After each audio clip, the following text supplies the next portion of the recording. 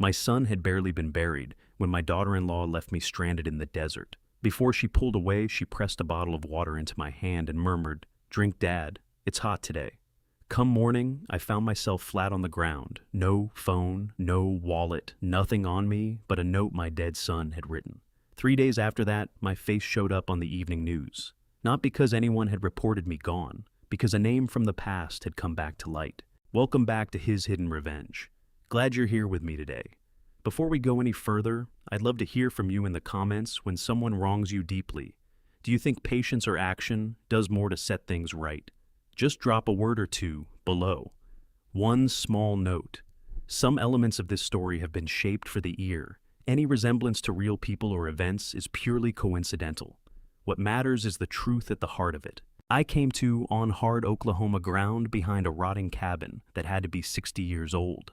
My back was already screaming an old work injury from 2 years prior, the one that had forced me into early retirement. My mouth felt like dry sand. The sky above was pale gray with early dawn. My head stuffed and strange, as though packed with cotton. Sitting up took effort. The old injury flared hot where the machinery had caught me that day on the loading dock, my spine registering its protest immediately. The ground was a mix of dirt and gravel that bit into my palms as I pushed myself upright. Behind me, a dilapidated log cabin leaned at an angle that had no business staying, standing its door hanging from a single hinge. I had no idea how I'd gotten there. Panic arrived slowly, a creeping chill that bloomed outward from my chest. I searched my jacket pockets. No phone, no wallet, no keys. My hands moved faster, then pants pockets jacket, lining every crease and fold. Nothing. Then my fingers found a small piece of paper, folded twice tucked into my left breast pocket, like it had been placed there with care. I drew it out and unfolded it with trembling hands. The handwriting stopped me before the words could meet, slanted as familiar to me as my own reflection. Caden's handwriting. My son Caden was dead gone 3 months ago at 32, in an oil rig accident or so, I'd been told. Renata had confirmed it was his handwriting on this note, the last living trace of him I possessed. "Dad, if anything happens, check the safe. Bottom shelf behind the green binders. I love you." I read it twice, then a third time. My hands went still. The note was dated January 15th, 2021, 5 days before the oil rig. 5 days before Renata called me crying, telling me there had been an accident, that Caden was gone, that the insurance company was handling everything. "Caden?" I whispered into the empty air. "What did you know?" The question hung there unanswered while the sun climbed and the Oklahoma heat began to build. I folded the note with care and returned it to my breast pocket. My son had left this for me. Before he died, Caden knew something was wrong, knew it clearly enough to write it down, clearly enough to hide it. I got to my feet, knees cracking, and looked around for the first time with clear eyes. The cabin behind me was one of a dozen, all of them lining what might once have been a street, broken windows, peeling signs advertising goods that hadn't moved in 40 years. Weeds pushed up through the cracked asphalt like green fingers clawing out of the earth. A rusted sign at the corner read Bitter Creek, established 1952.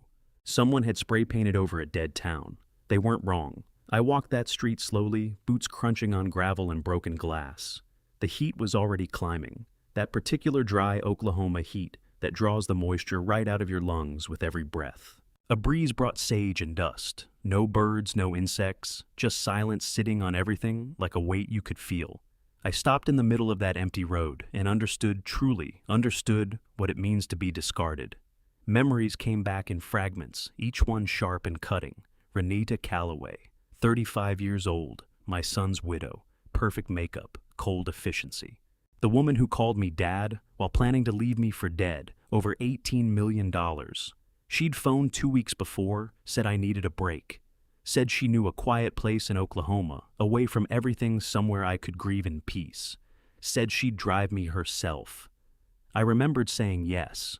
Remembered climbing into her car, genuinely grateful that someone cared enough to look after a man with a broken back and a dead son. Remembered the water bottle she handed me an hour into the drive.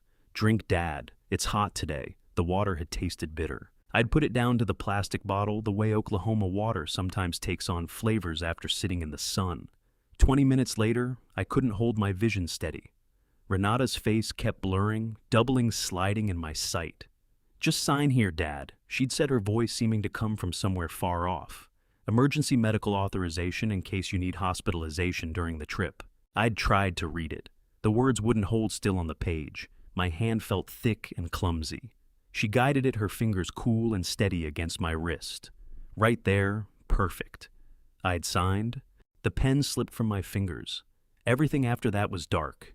Now standing in this ghost town, with the sun pushing higher and my throat raw with thirst, the pieces locked together into something sharp enough to draw blood. That document was never medical authorization. It had been a durable power of attorney. Renata now controlled everything. Caden's full life insurance payout, $18 million from the oil company, paid to me as sole beneficiary after my son died in that rig explosion. She had waited exactly 3 months. Long enough for the money to clear. Long enough for grief to make me slow and trusting. She drugged me, walked my hand through a signature, drove me out to this dead town in the middle of nowhere, and left me. Left me to die before I could understand what she'd taken. Before I could stop her. Before I could tell a soul. I stood alone in that forsaken street, holding Caden's note in one hand, the truth settling into my lungs like Oklahoma dust. Renata had been scheming while my son's body was still warm, drugged me, stripped him of his insurance, and abandoned me here where no one would reach me in time. She had counted on me dying before I could act. But she had made one mistake. My son had left me a map. Check the safe, find the evidence. But a map doesn't keep you breathing when you're 3 days without food in an Oklahoma ghost town. By the 3rd day, I could barely stand, my legs trembling like a newborn colt's. My vision had narrowed to a stubborn pinpoint. I'd found water on the 1st day, a rusty outdoor tap at the back of one of the abandoned buildings that still coughed up brown liquid when I cranked the handle. I'd drunk it without hesitating, tasting metal and age, knowing it might kill me slower than thirst would. But water without food is just a longer road to the same destination. Day 3, somewhere around noon, the sun sitting directly overhead and showing no mercy, my legs gave out in front of a cabin that looked different from the rest. Smaller, tended, flower boxes beneath the windows, actual glass in the frames instead of jagged shards.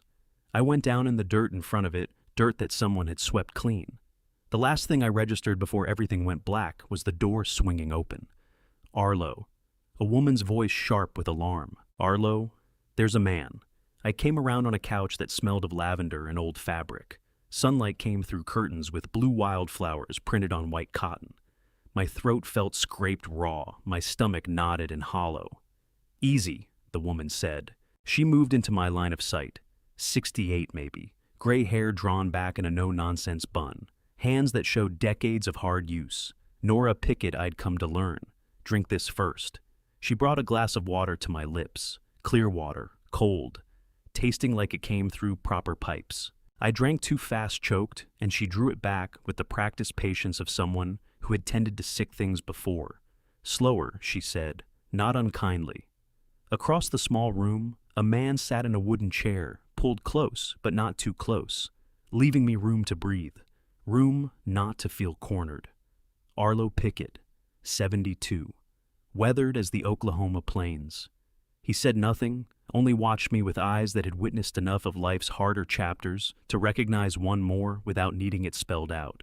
Nora brought food, a bowl of warm oatmeal with brown sugar melting in dark pools on top. The smell reached me, first sweet and earthy and full of life, and my hands shook so badly I nearly lost the bowl when she set it in them. "Eat first," she said, quiet but firm. "You can tell us later." I ate slowly at first, then faster, as my body remembered what it was to be fed. The oatmeal was thick and faintly sweet, the brown sugar rich and grounding, each spoonful its own small reprieve. Nora settled into a chair beside Arlo and said nothing, pressed, nothing, just stayed. When the bowl was empty, scraped until the spoon found nothing left, Arlo spoke for the first time. "You're safe here," he said simply. "No one's chasing you out." My voice came out cracked and thin. "I don't know how to thank you." "Don't need thanks," Arlo said. He stood, took the empty bowl, and carried it toward what I took to be the kitchen. Nora stayed, her weathered hands folded quietly in her lap, waiting. For the first time in 3 days, I felt like a man, rather than something left to rot under the Oklahoma sun. I told them everything, not because they asked they didn't, but because that kind of kindness demands truth in return. I told them about Caden's death, about Renata's offer of a healing trip, about the drugged water and the document I'd signed, without reading about waking up alone in a ghost town, with nothing in my pocket but my dead son's note. Nora's expression didn't shift. Arlo came back from the kitchen, leaned against the doorframe, and heard me out without a word. When I had finished, Arlo said, "Stay as long as you need." That was day 3. Day 4, come evening. I sat in their small living room on that lavender-smelling couch while Arlo and Nora watched the news on an old 28-inch television with a long scratch across one corner of the screen. Local programming Weather Farm reports a story about a high school graduating class of 7. Then the anchor said, in business news, Oklahoma oil magnate Dorsey Calloway has renewed his search for his brother, missing since 1981. The world stopped. The screen showed a photograph. Black and white edges worn, as though it had been copied too many times. A young man, maybe 27, square jaw, a crooked smile that bent a little more to the left. The caption read, Hector Calloway, last seen 1981. My coffee cup froze halfway to my mouth. Dorsey Calloway, CEO of Callaway Energy Tower, with an estimated net worth of $2.4 billion, has been searching for his younger brother Hector since a flood tore them apart more than 40 years ago. The anchor pressed on. Callaway is offering a $500,000 reward for any information leading to his brother's whereabouts. If you have information, please contact the number on your screen. The image shifted then Dorsey as he was today. 67 years old. Gray hair swept back from a face that the years had lined but not broken. Still carried that square jaw. Still had eyes that looked like they'd never stopped looking. Mr. Hector. Nora's voice reached me from somewhere far off. What's wrong? My hand was trembling. Coffee spilled over the rim and scalded my fingers. I didn't notice. That's my brother? I said, barely above a whisper. That's Dorsey. Arlo straightened up. Nora leaned forward. The 1981 flood I went on, still fixed on the screen, where Dorsey's face filled the frame.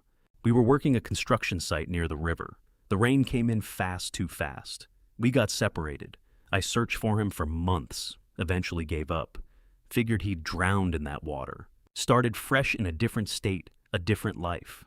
I pressed my palm flat against the cold glass of the screen, fingers spread over that black and white photograph of a 27-year-old boy who was now a 67-year-old billionaire, 40 years apart. 40 years he'd spent searching, and Renata had no idea my brother was out there. She thought she was robbing a broken old man with nothing and no one. She had no idea she'd just made the worst mistake of her life.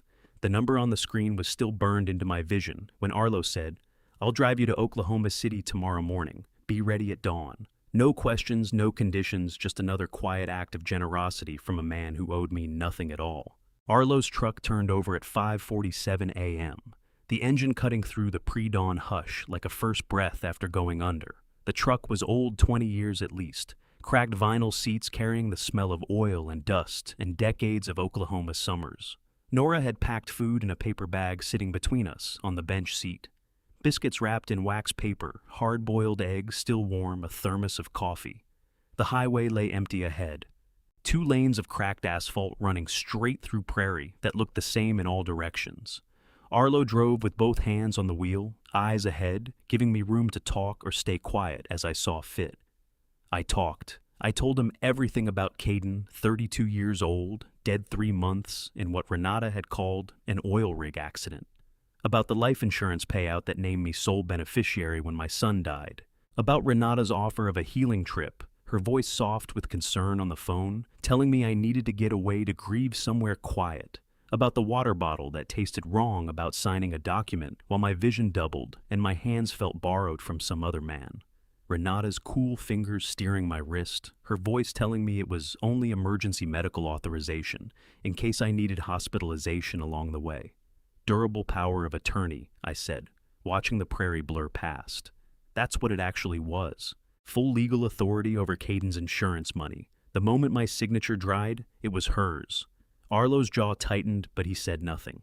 Then she drove me to Bitter Creek. I continued, left me with nothing. No phone, no wallet, only my dead son's note in my pocket, and 3 days to die before anyone thought to come looking. She used my son's death. I said, my voice flat and cold. Used it before he was cold in the ground. Arlo drove another 10 miles in silence. Then, as matter of fact, as if he were commenting on the weather, he said, "Bitter Creek used to be your father's land. My father said he bought it from a man named Calloway in 1986. Desperate sale, he said. Gambling debts." My hands went still in my lap. "My father's land," I repeated. Arlo nodded once. My father kept the deed. Said if any Calloway ever came back looking for it, we'd know where it belonged. I turned to the window and watched the Oklahoma prairie rush past like old memories, and I sat with that for the rest of the drive. My father's land, the place where Renata left me to die, the place where Arlo and Nora pulled me back, history folding in on itself in ways no one could have arranged. The Callaway Energy Tower rose 52 stories above downtown Oklahoma City, all glass and steel catching the morning sun like the edge of a blade. Arlo eased to the curb outside the main entrance where men in suits walked past without a glance at the dusty truck or the two men inside it. "Thank you," I said. It felt like too small a thing. Arlo reached across the seat and gripped my shoulder once firmly. "Go get what's yours." The 47th floor was nothing but glass walls with Oklahoma City spread out below, like a map laid flat. Marble reception desk. Carpet so thick my boots left impressions with every step. A woman in a suit that likely cost more than Arlo's truck told me to wait, made a call, then walked me down a hallway to a door of polished walnut.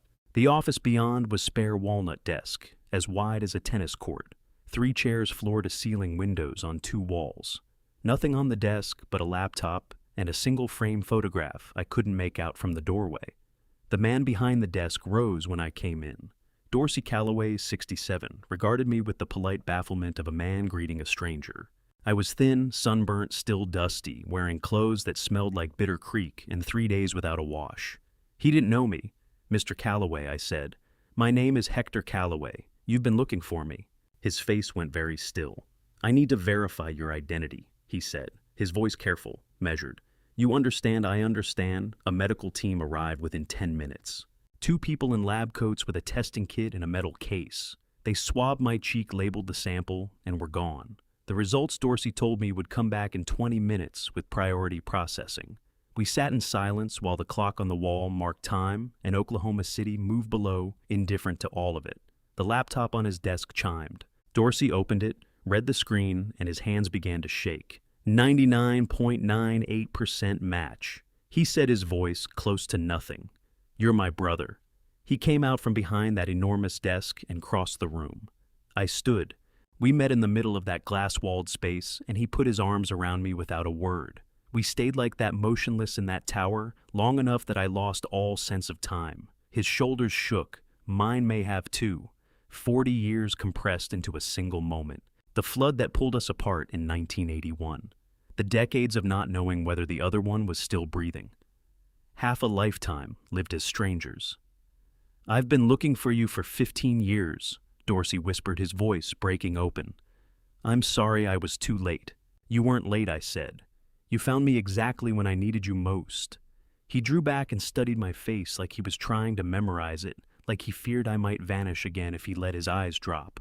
But even as I held my brother for the first time in 4 decades, even as 40 years of absence began to lift, only one thought had any weight. I needed to move before Renata learned I was still alive. Before she could run, before she could bury Caden's money somewhere, I'd never reach it. And Dorsey had exactly the resources to help me do that. Dorsey's resources started with his attorney. 2 hours after the reunion, Irene Stanton sat across from me in a glass-walled meeting room that felt more like an interrogation chamber than any kind of office. The table was long enough for 6, the lighting cold and white from overhead panels, a small digital recorder centered on the surface like a silent judge. Irene Stanton, 58, had been Dorsey's estate attorney for 15 years. She wore a charcoal suit with no jewelry beyond a watch that probably cost more than my old truck. Gray hair pulled back in a way that left no room for small talk. She didn't smile when Dorsey introduced us. Didn't congratulate me on being alive, just spread open a leather portfolio and clicked her pen. "Name of your elementary school," she said without looking up. "Lincoln Elementary, Lawton, Oklahoma.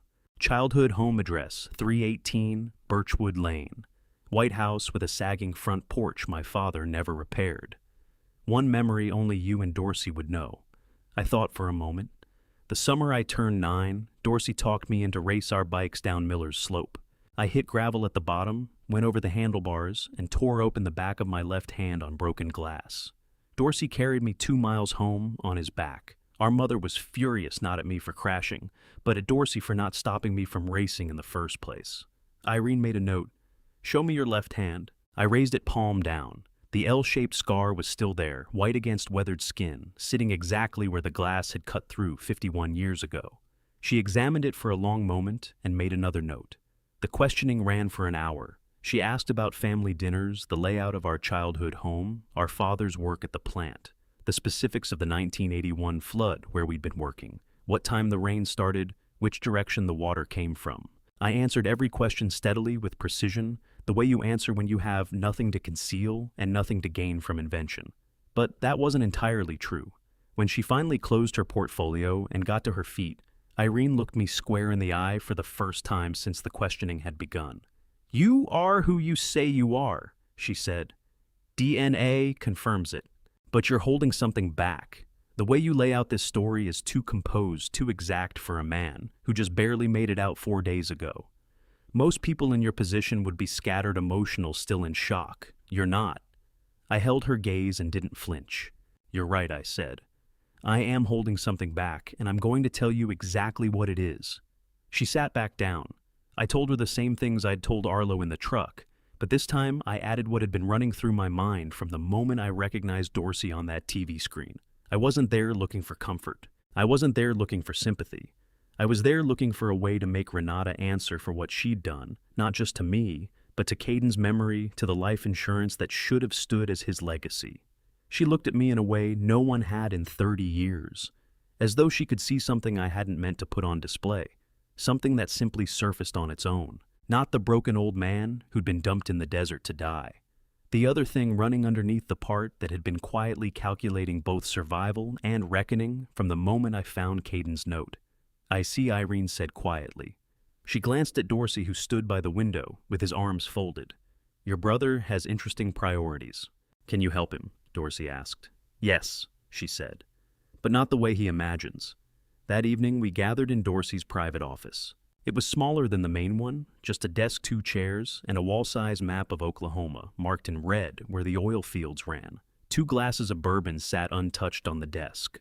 A single lamp threw dim yellow light through the room, leaving the corners dark. I stood because sitting still felt impossible. "I can't sue Renata through ordinary channels," I said. "The power of attorney document has every necessary signature. She made certain of that. We need evidence that she coerced me while I was drugged and incapable of informed consent." Irene nodded from her chair. "That's right. We need to establish coercion under impaired judgment. It's difficult without witnesses or physical evidence. The document itself is legally airtight. Your signature is genuine. Even if we prove you were drugged, she could argue you consented to the medication for legitimate reasons. Then we don't sue first," I said. The room went still. Dorsey set down his bourbon glass with a quiet click. Irene turned in her chair to face me, her expression unreadable in the low light. "We let her expose herself," I continued.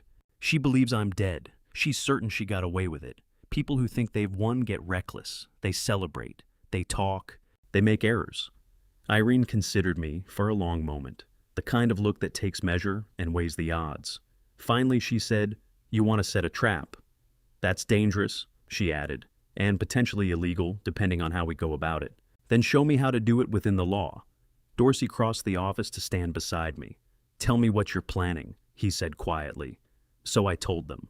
None of us slept that night, the 3 of us around that walnut desk, filling yellow legal pads until dawn came up over Oklahoma City. Irene knew the law front to back, what we were permitted to record, where we could operate, who we could bring in without straying into entrapment. Dorsey knew resources, cameras, security personnel, private investigators who could document everything and leave no trace. I knew Renata, how she thought what she wanted, how she'd behave when she was certain the danger had passed. When morning light finally poured through those floor-to-ceiling windows, the shape of what I needed to do was clear. For the first time since Caden died, I felt something sharper than grief. I felt purpose. But first, we needed to return to where Renata had left me to die. Bitter Creek would be the battlefield.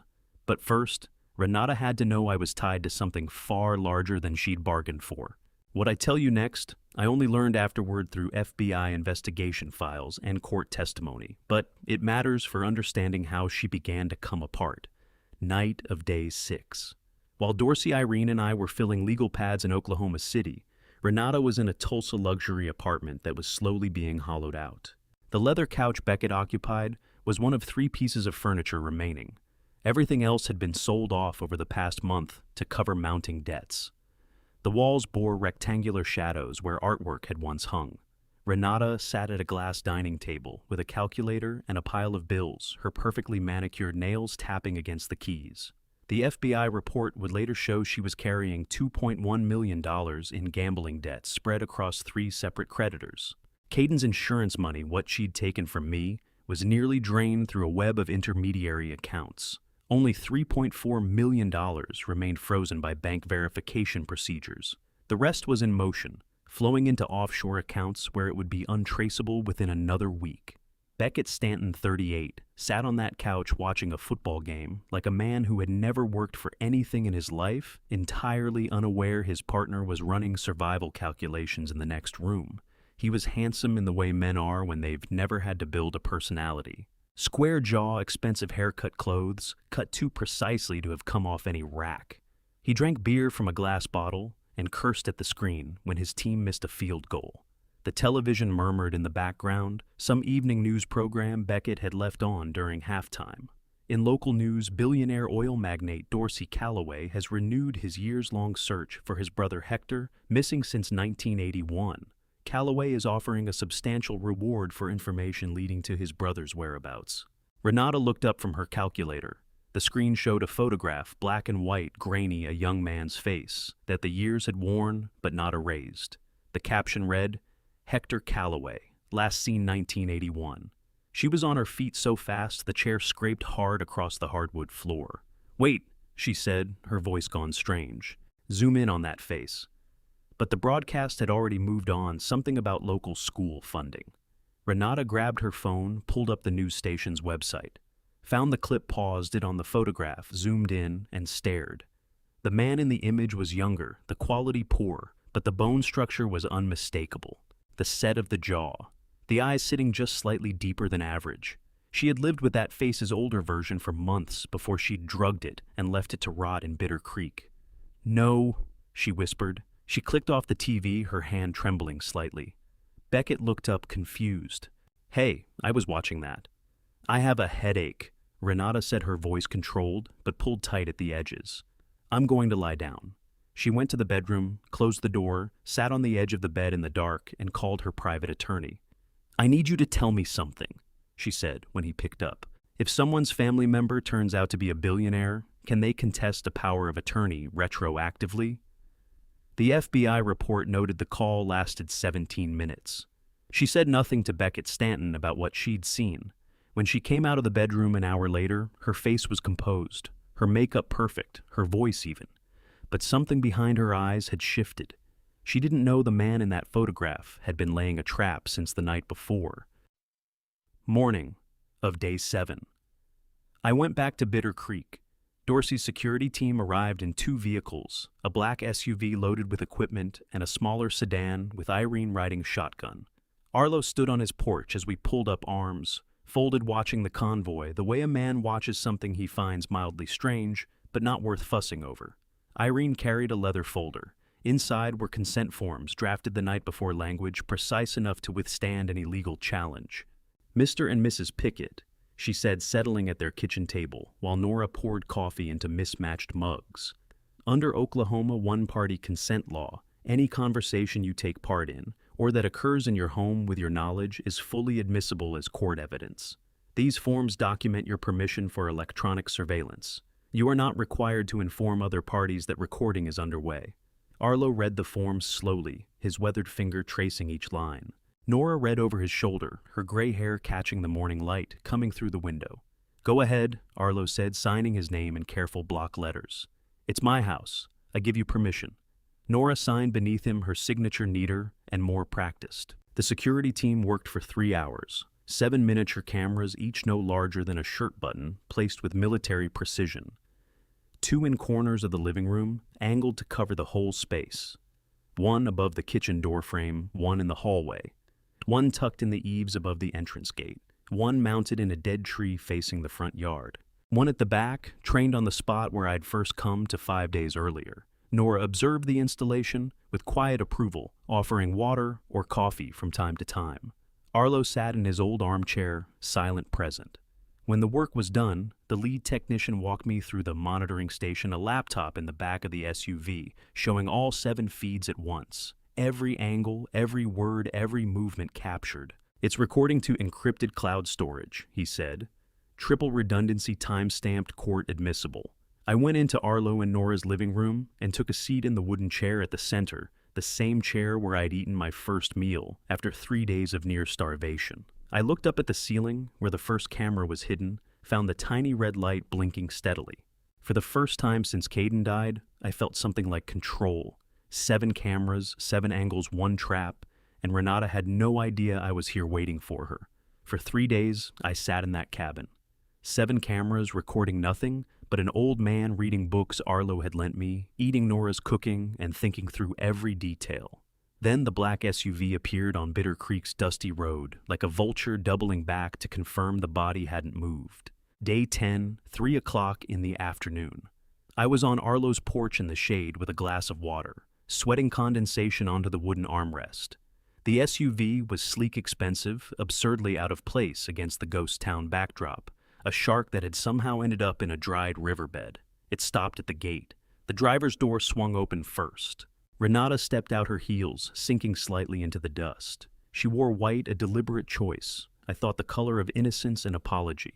Sunglasses hid her eyes. She stood there a moment with one hand on the car door, scanning the buildings. Then she saw me. I watched it happen through the heat shimmer rising off the ground. Her body locked up.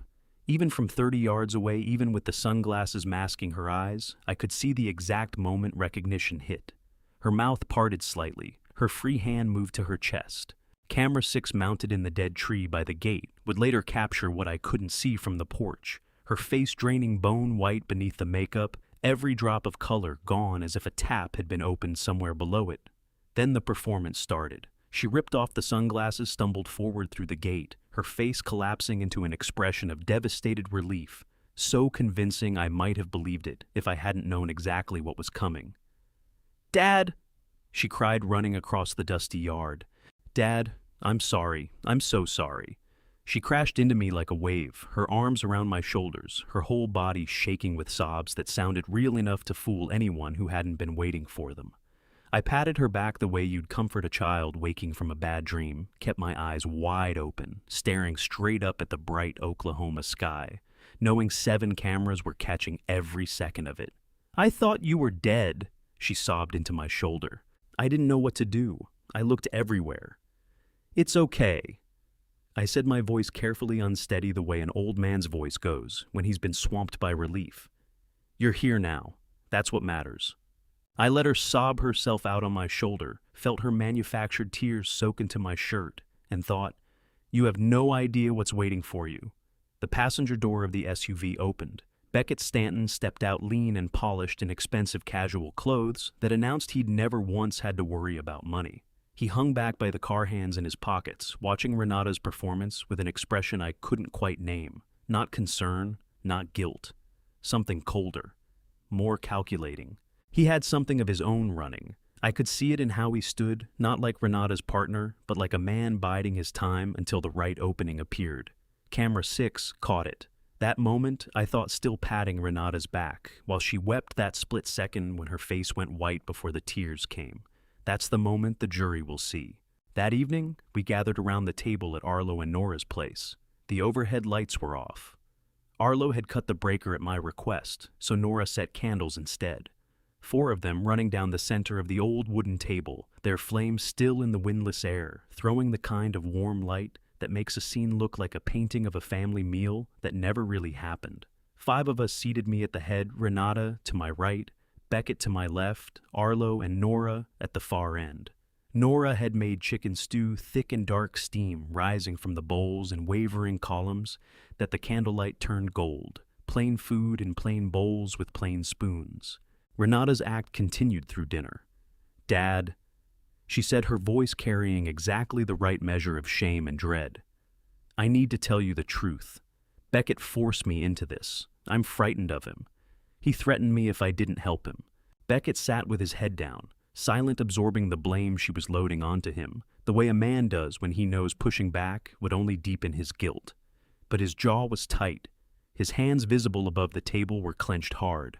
I nodded slowly, playing the role of a muddled old man struggling to take in too much at once.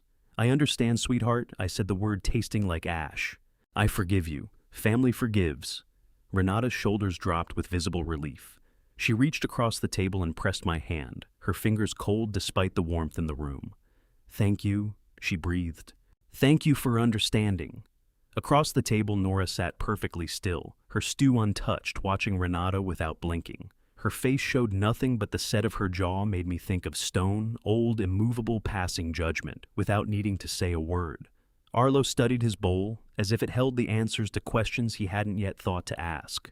4 camera angles captured everything.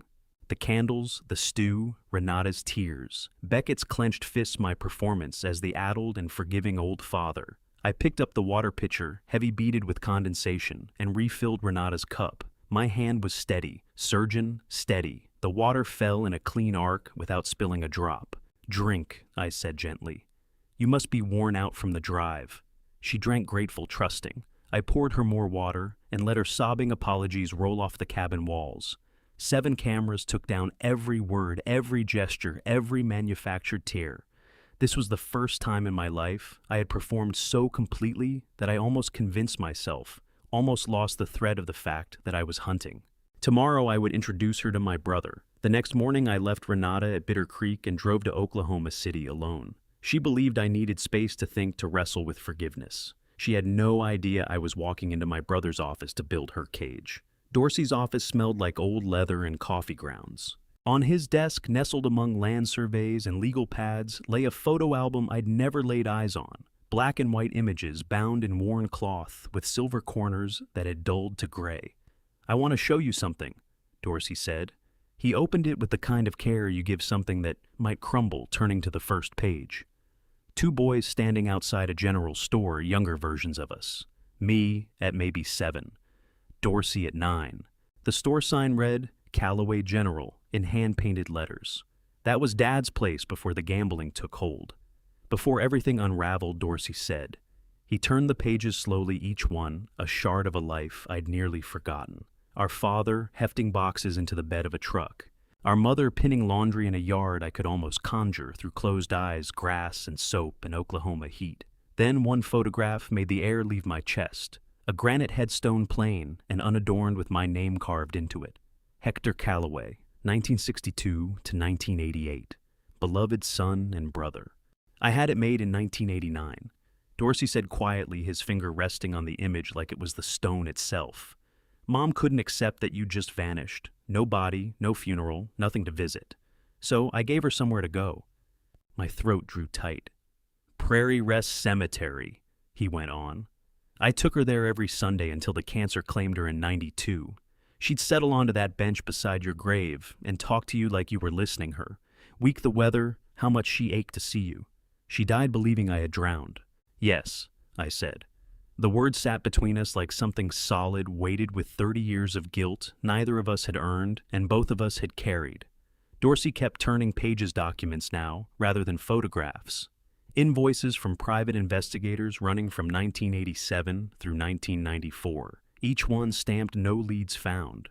Newspaper clippings from 12 Oklahoma counties, 1995 through 2002. Classified ads putting up rewards for any scrap of information. Television appearance schedules from 2003 to 2006. Dorsey on local morning programs, holding photographs, asking if anyone had seen his brother. Genealogy website printouts. DNA database registrations. Alert notifications. "I never stopped," he said. "Even when everyone told me you were gone, even when the investigators called it a waste of money, I kept the original 1973 land title locked in a safety deposit box, the deed showing Dad owned Bitter Creek, before he sold it off to cover his debts. I always figured if you ever came back, you'd want to know where you came from." He produced one more document, recent dated April 2021. When the insurance claim for Caden hit state records, my alert system flagged it within 48 hours, Dorsey said. Your name was listed as beneficiary. After 40 years of silence there, I was tied to a dead son and a life insurance payout. He knew something was off. You found me because Renata tried to steal from me, I said. I found you because I never stopped looking. Dorsey poured bourbon into 2 glasses, the amber catching the last of the evening light through the window. He slid one my way, then paused. You don't drink anymore? He said. Not a question. I shook my head. The work accident that had wrecked my back had also poisoned my relationship with pain medication, and from there it had been a short slide to other things I'd had to cut loose before they cut me down. Dorsey tipped my glass into his, without a word raised it slightly. To 30 years of ghosts, he said, and drank. That wide oak desk between us, broad as a tennis court, priced like a car, somehow carried more grief than that cemetery plot ever had. I picked up the photograph of the general store again and looked closer at what I'd missed the first time around. The wooden porch, the hand-painted sign. 2 boys who had no idea their family would be in ruins before either of them turned 20. The photograph was faded sepia-washed, but the corners were still crisp, carefully preserved, like everything else Dorsey had held onto for 40 years, waiting for me to walk back through the door. My phone rang at 7. It's Irene, I said, reading the caller ID. Dorsey nodded, and I put her on speaker. I found something, Irene said. No greeting, her voice pulled tight with urgency. I've been running a standard conflict of interest audit on my client intake forms before taking your case, and I found her. Found who? Renata, or rather Petra Hale. That's the name she used when she came into my office in February. The room went very still. Client number 47. Irene continued, and I could hear papers shuffling. February 18th, 2021. She came in with oversized sunglasses on indoors, paid $400 cash for the consultation. Asked about Oklahoma marital property law, specifically about survivorship rights, and whether a spouse can claim life insurance money when someone else is named beneficiary. 8 weeks before she walked out and left me behind. Exactly. I pulled her intake form. The handwriting matches the signature in the Bitter Creek guest book you gave me. Petra Hale is Renata Calloway. She was researching how to steal from you 2 months before she ever drugged you. I ended the call and looked at Dorsey. His eyes asked the question his mouth didn't bother forming. She planned it, I said. At least 8 weeks out. Used a fake name to map her legal options before she ever left me in that desert. Dorsey reached for the bourbon, then stopped. His hand hung over the glass. That changes the filing strategy, he said. We're not just recovering assets anymore. I nodded. What are we doing? Building a criminal referral. Dorsey said, his voice cold and exact. The FBI will want to see this. The FBI referral took 3 hours to draft. By midnight, Irene had the framework ready. By morning, the trap had grown into something far more layered than simple evidence collection. It had become an investment opportunity.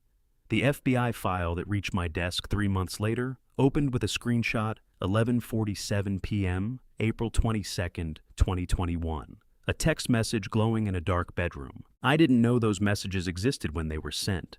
I was asleep in Arlo's cabin, Renata in the room next door, both of us performing at family reconciliation, while 7 cameras cataloged our deceptions.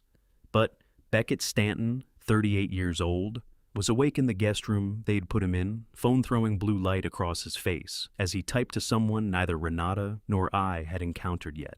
Lena Croft, his girlfriend in Tulsa, the woman who was meant to receive half of everything once Beckett cut Renata out entirely.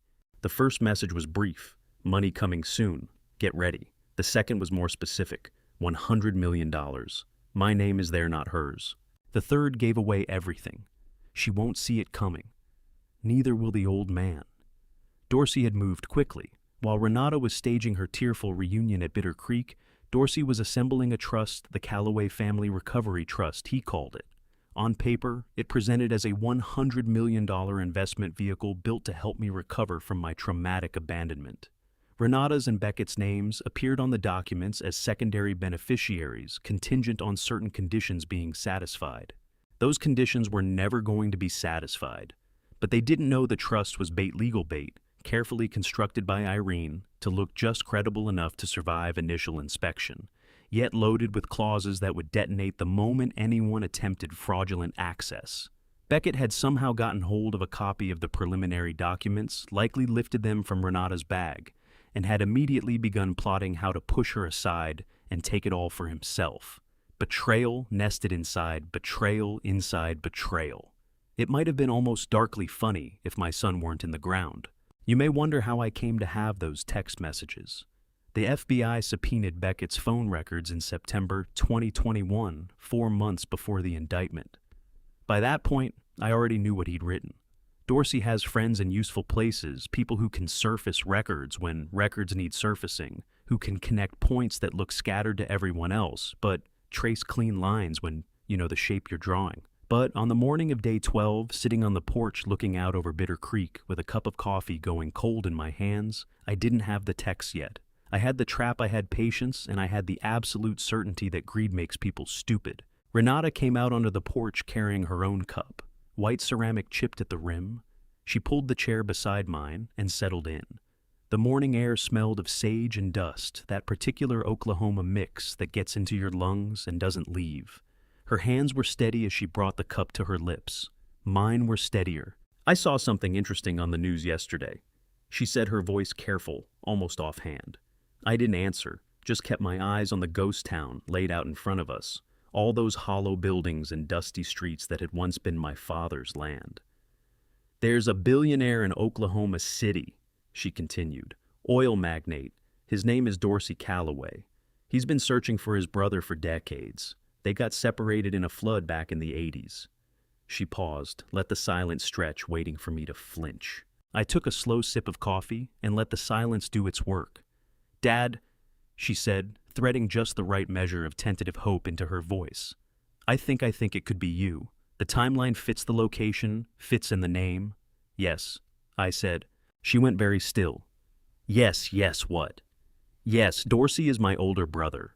I watched her process. It saw the calculations cycling behind her eyes. The wealth, the connections, the possibilities. She was supposed to look stunned, maybe cautiously hopeful. Instead, she looked hungry. Then she remembered to look overjoyed. "Oh my God," she said, setting her coffee cup down with trembling hands that weren't trembling at all. "Dad, that's unbelievable. You have to reach out to him. You have to." "I know," I said quietly. "I've been turning it over." She leaned across and closed her fingers around my hand, her skin cold against mine. "This is remarkable," she said. "After everything you've endured to find family again, someone who can be there for you." She meant help me put my name on more documents, help me hand her access to Dorsey's resources, help me disappear somewhere out of the way once she'd squeezed out everything of use. I looked at her and thought, you have no idea. She believed she was planting a seed. She believed this flash of brilliance connecting me to my wealthy brother had just arrived to her as a way to widen her options. She had no idea I'd been tending this garden for weeks. No idea that Dorsey and I had mapped this exact moment 2 days earlier, scripting her performance before she even knew she'd be giving one. "Let's go," I said, rising and brushing the dust from my pants. Below us, Bitter Creek stretched out in the morning sun. 40 years of waiting collapsed into 2 weeks of theater. "Let Dad call Dorsey." She smiled like she'd taken the prize. I smiled because I'd already collected it. The phone call that would seal her fate was 3 hours out, and she was moving toward it as though it were salvation rather than a verdict. That call came that afternoon, Dorsey and I playing our scripted reunion, while Renata listened on speaker, her eyes bright with arithmetic she thought I couldn't read. 24 hours later, she walked into the Callaway Energy Tower like the building was already hers. Heels sharp on marble shoulders, squared, smile stretched tight as wire. Beckett walked at her side, with his hands in the pockets of a suit that likely cost more than Arlo's truck, his eyes never still assessing cataloging mapping exits before he'd even reached the elevator. I watched them from the security feed in Dorsey's office. 2 predators stepping into a cage dressed up as a chance. "They're here," I said. Dorsey straightened his tie. Irene opened her leather portfolio, and I remembered to let my shoulders sag to soften my face, to let it go slack and uncertain, to become again the broken old man they had come expecting to use. The 47th floor reception area was built to make you feel small glass walls, abstract pieces, worth more than most houses. A reception desk hewn from a single slab of walnut. Renata didn't look small. She looked hungry. Dorsey met them at the elevator with his hand out and a smile warm enough to bend steel. "Renata," he said, taking her hand in both of his, "I can't begin to thank you for bringing my brother back to me. 40 years is a very long time." "Family is everything, Dorsey," she said, and her voice carried exactly the right tremor. "I'm just so glad we found you." Beckett gripped Dorsey's hand with the practiced firmness of a man who had learned early that a handshake could tell you what words wouldn't. His eyes swept the room in under 30 seconds. I watched him do it. Watched him appraise the furniture, locate the exits, price the art down to the last canvas. 8 million minimum. I thought watching him think it. Elevator, stairs, service corridor, 3 ways out. Irene sat in a corner chair, fingers moving across her tablet in what appeared to be note-taking, but was in fact documentation. Every micro-expression, every flicker of greed that crossed their faces before they remembered to smother it. I sat in the chair Dorsey had placed for me, comfortable set slightly lower than the rest, designed to make me read as small and old and harmless.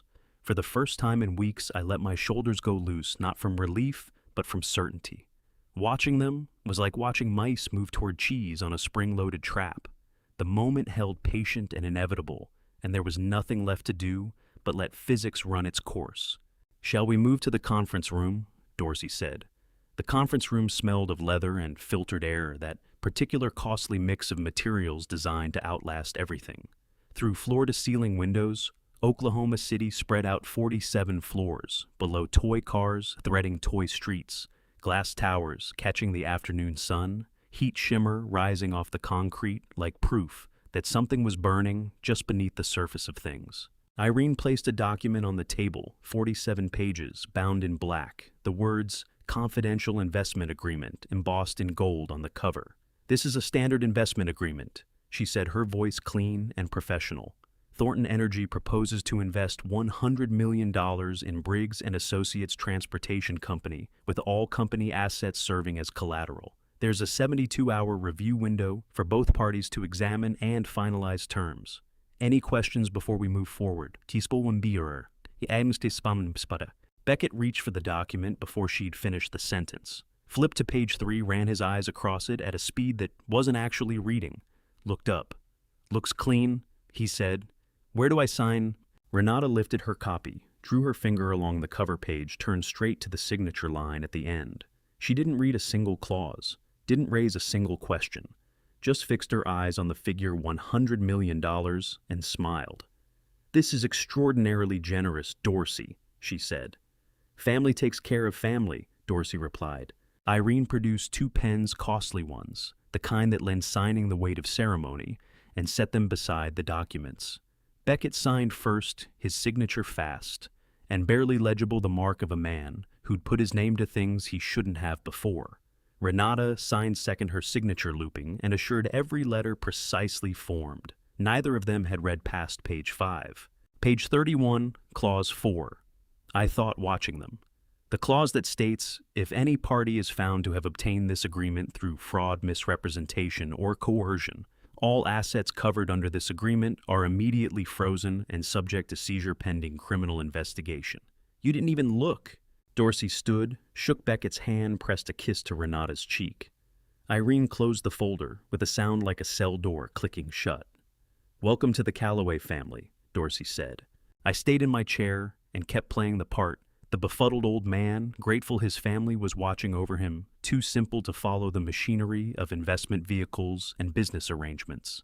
I nodded when they looked my way, smiled when they smiled, offered nothing that might suggest I understood what had just been done. Dorsey had put one-way glass into his office 3 years ago, a security measure he'd told the contractors for sensitive meetings. I stood behind it now in the adjoining observation room and watched Beckett and Renata gather their copies of the contract, watched them shake Dorsey's hand. One final time, watched Irene walk them to the elevator with a professional courtesy that concealed absolute contempt. I heard the pen scratch across paper, or maybe I only felt it in my chest, that sound of someone signing their own verdict, greed, making people blind to a trap, closing so gently around them they never felt the spring. In 72 hours, they would. In 72 hours, the fraud clause would detonate, and everything they had stolen would freeze in accounts they couldn't reach. In 72 hours, the FBI would have everything required. But today, they left that building certain they'd won. They walked out certain they'd won.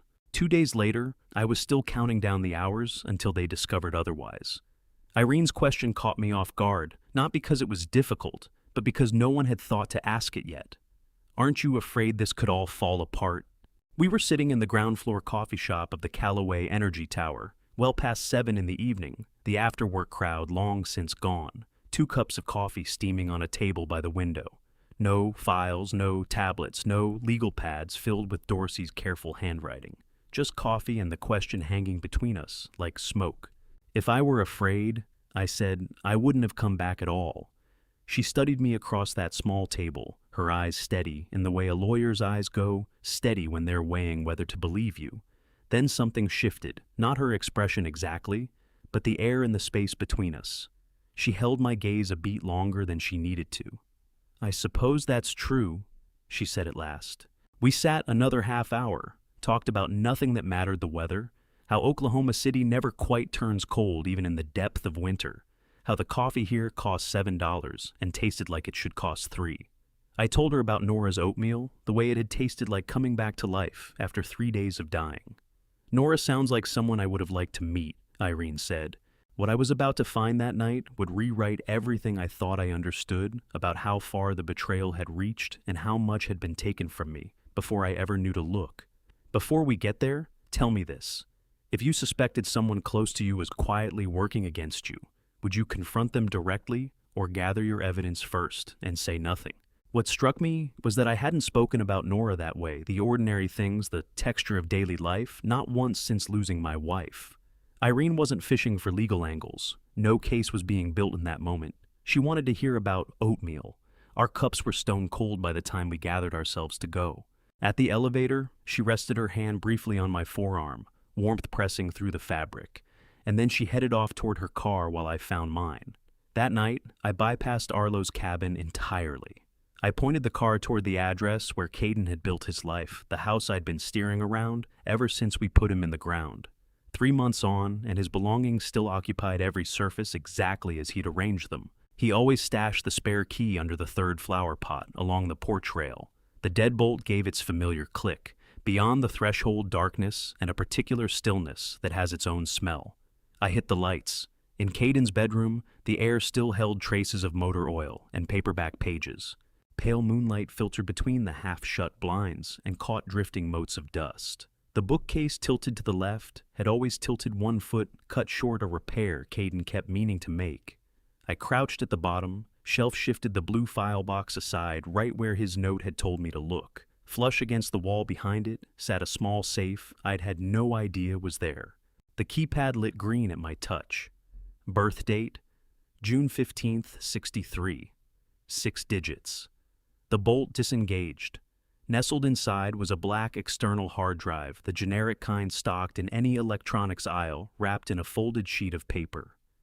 I knew Caden's handwriting the instant I saw the fold, that same precise slanting script that had pointed me towards safety back in Bitter Creek. Dad, I recorded everything. I'm sorry I couldn't stop it sooner. I love you. I lowered myself to the floor spine against the bed frame that had been his for a decade and connected the drive to my phone. Loading was slow. 47 recordings. Every file tagged with a date and a timestamp. I went to the oldest entry, 1st November 2020. Renata's voice filled the speaker sharp as a wire working a phone call. She was talking through the rig inspection calendar, floating the idea that certain safety procedures might be loosened. I scrolled forward through December, January, February.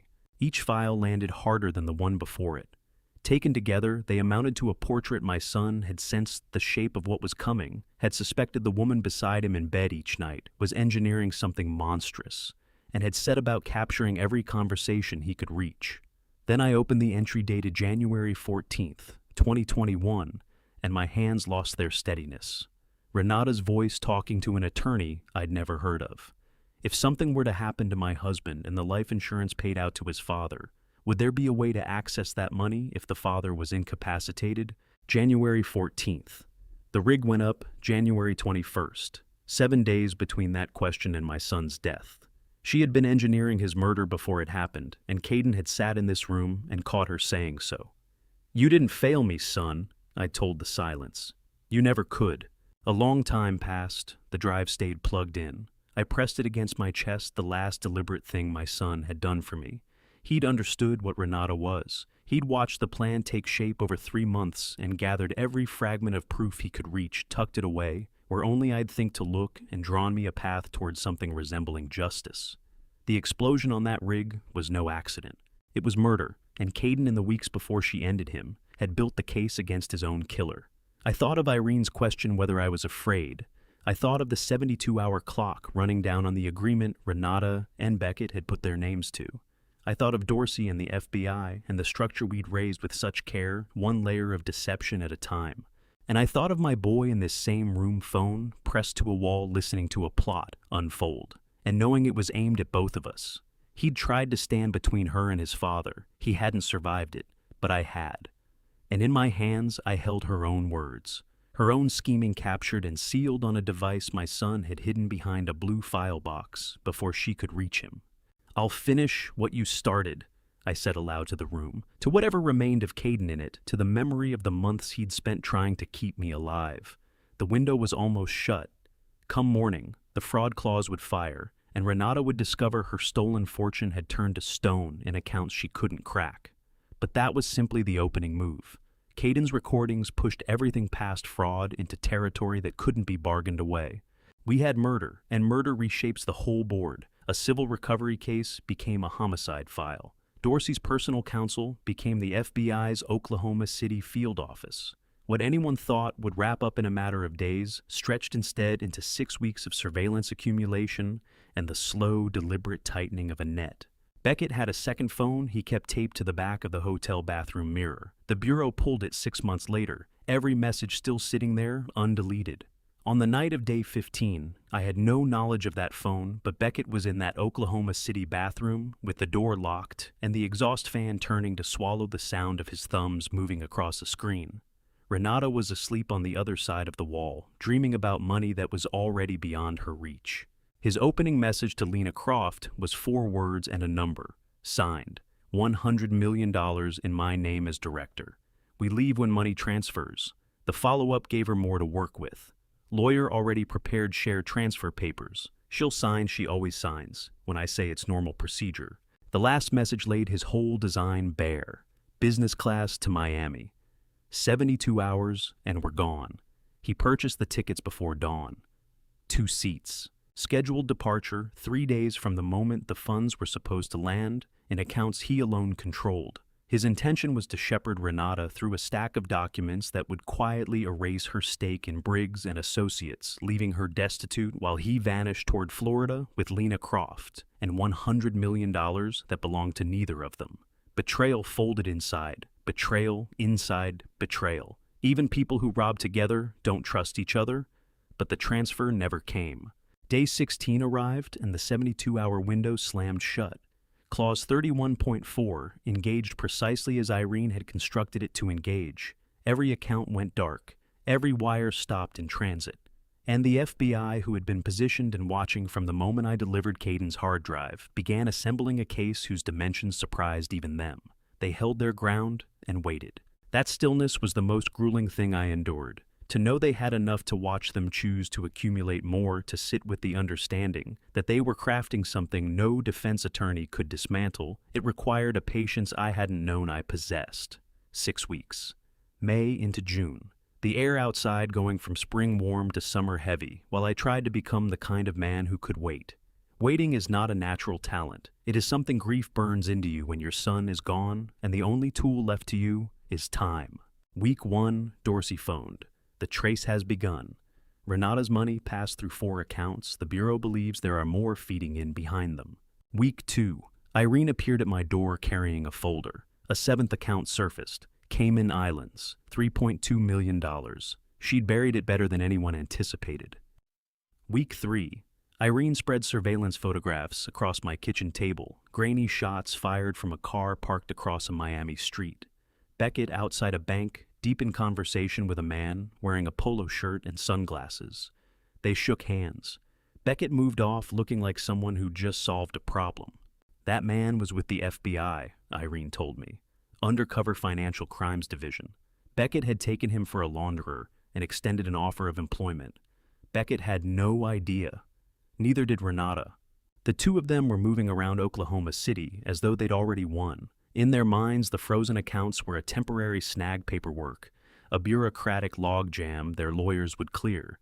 They had no concept that every word crossing their phones was being logged, every errand, documented, every new transgression added to a file that expanded by the day. Week 4, Dorsey again. The Bureau needs 2 more weeks. Beckett's Miami contacts are being mapped. There are additional players not yet named. They want the full picture before they move. Week 5 brought nothing but quiet field reports that dressed the same news in rotating language. Still building, still gathering, still pulling threads. Week 6. I was in my apartment, a unit I'd leased in Oklahoma City, somewhere I could think without the weight of Arlo's cabin or the anonymity of a hotel room. Each week, Dorsey and Irene brought me new reports to set on the pile, hundreds of pages.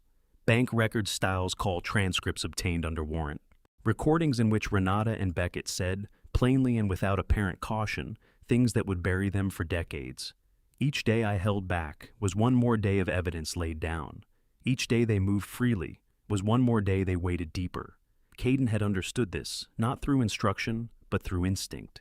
He'd spent 3 months in quiet accumulation, piling record on record in private, because he'd grasped that a single piece of proof can be argued away, but 100 pieces assembled with care become something no one can move. My dead son taught me patience. By week 3, Irene brought word that the FBI had elevated the case from fraud to RICO racketeers influenced and corrupt organizations. The scope had expanded far beyond what Renata and Beckett had done to me personally. The investigators were now mapping the shell company architecture, cataloging the web of co-conspirators, tracing a pattern of fraud that ran back years before I'd ever entered the picture. Briggs & Associates wasn't a one-off fabrication. It was a node in something larger. I stood at my apartment window and watched Oklahoma City's lights smear across the evening heat. 6 weeks of this reports photographs, bank records wire, transfer logs. The FBI called it building the fortress. Dorsey called it making it stick. I thought of it the way Caden would have, gathering every nail for the coffin. My phone buzzed. A text from Irene. Tomorrow, 6 a.m., simultaneous raids. Warrants signed. I read it 3 times. 6 weeks folded into 4 words. The arrest warrants were already inked. The FBI teams were already positioned. The machinery was already turning. And Renata and Beckett were in separate hotel rooms, asleep imagining Miami and clean accounts and a freedom they were never going to touch. 6 weeks. Every morning, I'd held on to the same thing. Patience is the sharpest weapon I have. Tomorrow, I'd see if I was right. The raids were set for 6 a.m., but before I could watch them fall, I had to understand how the falling had begun. Weeks earlier, one miscalculation at a time, one flicker of panic feeding the next. Week 5, Day 1. While the FBI was reinforcing its walls, Renata was beginning to sense them closing in. She jabbed the elevator button 8 times in a row. Panic does. That makes the finger forget that once is enough. She was alone in the 47th floor corridor of the Callaway Energy Tower, waiting to descend after what she'd told Dorsey was a routine check on the investment paperwork. The hallway was quiet except for the low hum of the ventilation and the muted ringing of phones behind shut office doors. Then, Irene came around the corner. She was carrying an armload of manila folders, reading glasses on a chain around her neck, a name tag clipped to her jacket. Irene Stanton, senior partner. She was looking down at something on top of the stack, moving with the unhurried efficiency of someone who owned the floor she walked on. Renata went rigid.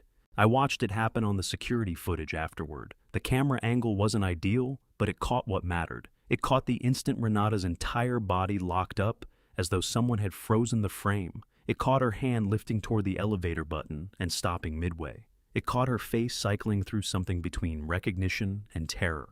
Irene glanced up. Their eyes connected across maybe 15 feet of expensive carpet. 3 full seconds where neither woman moved. Then Irene smiled, professional, unhurried, the smile of someone who knows precisely who you are and precisely what you've done. Going down, she asked, her voice as level as a contract clause. Renata's mouth opened. Shut. Opened again. Yes. She got out.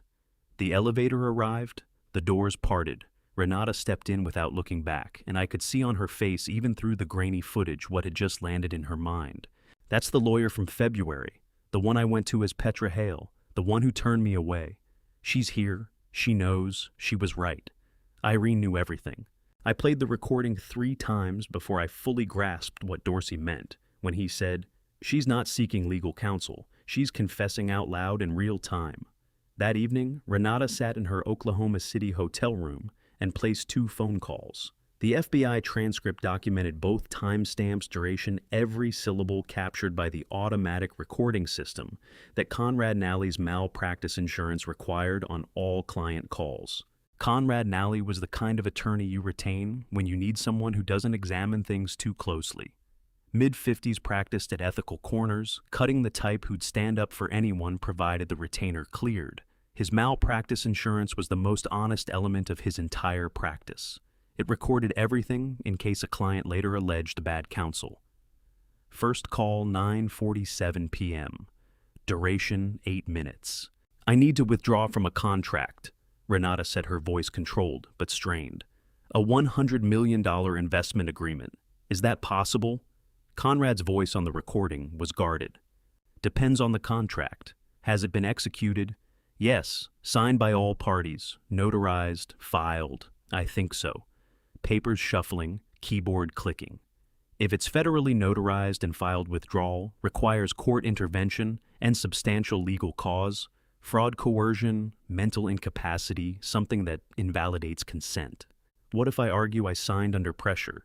"You'd need evidence, witnesses, documentation, and even then..." He paused. "Miss Calloway, if you attempt to void this contract and fail, you'll lose everything faster than if you simply let it run its course. Courts look poorly on parties who execute agreements and then seek to undo them. It makes you appear worse, not better." She ended the call. Watching someone dig their own grave is a slower business than you'd expect. Shovelful by shovelful, the hole drops just far enough that climbing back out stops being an option. Yeah, I sat in Dorsey's office 2 days after these calls took place, listening to the recordings, and I could hear the shift in her. The desperation, the arithmetic running behind her, words the precise moment she resolved to make everything worse. Second call, 10:11 p.m., duration 4 minutes. "Hypothetically," Renata said, and anyone who has ever needed a lawyer knows that hypothetically means I've already done this, and I need to gauge how much damage I'm facing. "I'm listening," Conrad said. "How would someone prove that a power of attorney was signed voluntarily? Hypothetically, if questions arose later about capacity or coercion." The line sat silent for 5 seconds.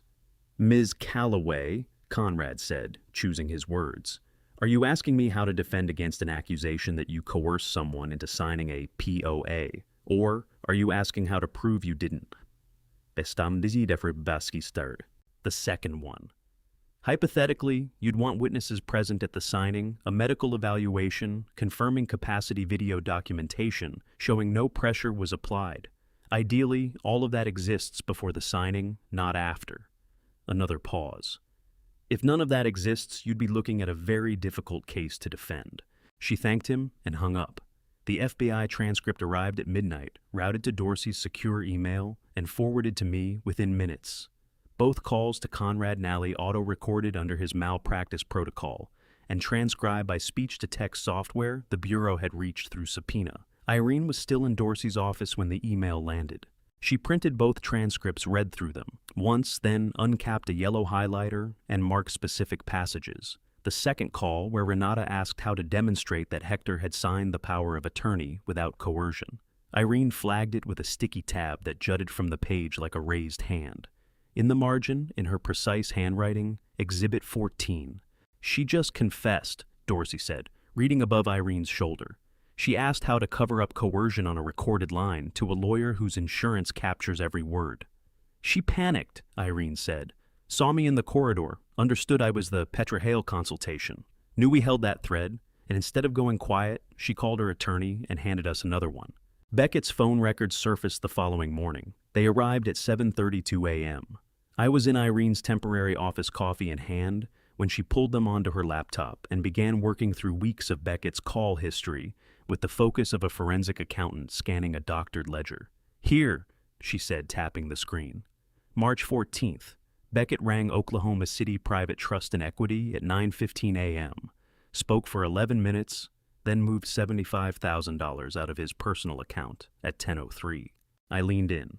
$75,000. The transfer reads as consulting services, but look at this. She scrolled lower. Same day, 3 p.m. Renata's shares in Callaway Holdings get routed to an offshore account registered in the Cayman Islands. 5% of the company worth approximately $3.2 million. The coffee turned in my stomach.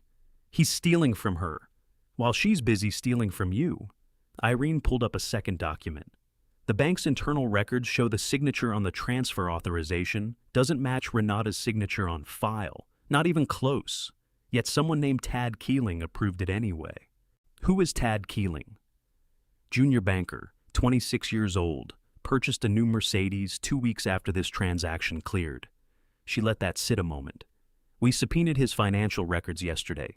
Turned up a cash deposit of $15,000 the day before Renata's shares were moved. No paper trail, no source.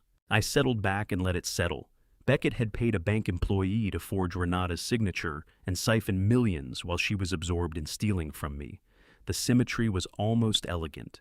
"They're turning on each other," I said. Irene nodded. "Faster than we expected. Tad Keeling is meeting with our team this afternoon. He's scared, 26 years old, staring at federal fraud charges and 10 to 20 years. He'll give us everything." The shape of it was becoming clear now, as legible as morning light through the blinds. Beckett hadn't attached himself to Renata for love, or even for the cut she'd promised him. He'd been running his own play from the start, intending to take everything and vanish. And Renata, so intent on the architecture of controlling my assets through forged paperwork, had never once looked at the man beside her and recognized him for what he was. By noon, we had Tad Keeling's statement. He sat across from 2 FBI agents in a gray conference room, hands unsteady as he described how Beckett had approached him at an Oklahoma City bar in early March. "He told me his wife needed to move some assets quickly for tax reasons," Tad explained, his voice breaking. "Said she was out of the country, couldn't come in herself. He offered me $15,000 to run the paperwork through without verifying her signature." "And you agreed?" Agent Morrison asked. Tad's face came apart. "I have student loans. My rent went up. I thought it was a shortcut, not fraud. He told me she'd authorized everything, said it was just a formality." "Did you ever speak with Mrs. Callaway directly?" "No. Beckett said she was in Europe. He had her passport information, her social security number, the whole package. It seemed like it held together." Agent Morrison pushed a document across the table. "This is the signature you approved. Does it match what's on file?" Tad stared at it for a long moment. "No," he said barely above a whisper. "It doesn't. I watched the recording that same afternoon in Irene's office. Tad Keeling looked like a decade had hit him in 3 weeks, and I nearly felt something for him. Nearly. But he'd been the hinge that let the theft swing open, and pity wasn't going to undo what he'd enabled. "We're charging him as a cooperating witness," Irene said. "Reduced sentence in exchange for testimony. He'll swear that Beckett paid him to forge Renata's signature and sidestep the verification protocols. What about Beckett? Wire fraud, bank fraud, identity theft, conspiracy to commit financial fraud. We're building a case that runs alongside the one against Renata. 2 prosecutions separate but braided from the same root." She paused. "Your family." I looked out at the Oklahoma City skyline buildings my father had helped raise the city that held his legacy. "It stopped being my family when they put my name on documents I never signed," I said. That evening, Irene phoned me at home. "You need to see something," she said. "Can you come to the field office?" I drove downtown, cleared security, rode the elevator to the 4th floor. She met me there and walked me to a viewing room where 3 monitors carried live surveillance feeds from Renata's house. The first screen showed Renata in the bedroom tearing through Beckett's closet like a weather system. Shirts hit the floor, shoes scattered, boxes tumbled down from shelves. The second screen showed her pulling something out, a phone small and black tucked inside a boot. The third screen showed her face as she powered it on, as she scrolled, as she read. Weeks of messages between Beckett and Lena Croft, mapping every stage of the operation. My isolation, the manipulation of an old man, the forged power of attorney, each piece planned and logged. "The backup phone," I said quietly. "He kept everything," Irene replied. "Every message, every instruction, every coordinated step going back 6 months. He documented their whole conspiracy himself." On screen, Renata sank onto the bed, the phone clutched in her fist, her face holding something past rage, something closer. To the moment a predator understands it was prey. She'd moved through all of this believing she was the one setting the trap. "She's seeing it now," I said, "seeing that he planned this from the beginning, that she was always the target." Irene kept her eyes on the screen. "The gold digger is being dug up in return," she said. I nodded, watching Renata weep on the monitor, watching her world fold in on itself. "I don't need to do anything," I said. "They're dismantling each other from the inside." On the first screen, Beckett's car rolled into the driveway. On the second, Renata stood up, phone still in hand. On the third, she moved toward the stairs to go meet him. We watched as the war between them began. 3 screens glowing in a darkened room, and none of us said a word. The surveillance footage from Renata's house had ended 20 minutes earlier. Beckett's car in the drive. Renata descending with the backup phone, the opening of a fight neither could survive. Now we watched different screens, a different operation, the last pieces dropping into position. Screen 1 showed the parking lot of Oklahoma City Private Trust and Equity. Beckett's silver Lexus nosed out at 4:17 p.m. and turned east onto the freeway. Screen 2 held a GPS map, a blue dot moving steadily through the grid of Oklahoma City streets. Beckett's phone tracked in real time, heading toward Will Rogers World Airport. Screen 3 showed Bitter Creek Memory, the garden courtyard where Nora Pickett watered tomato plants in the afternoon sun. She wore a blue cardigan, humming softly to herself, entirely unaware that 3 floors above her quiet afternoon routine, federal agents were coordinating the arrest of the man who'd tried to hollow out her employer's family.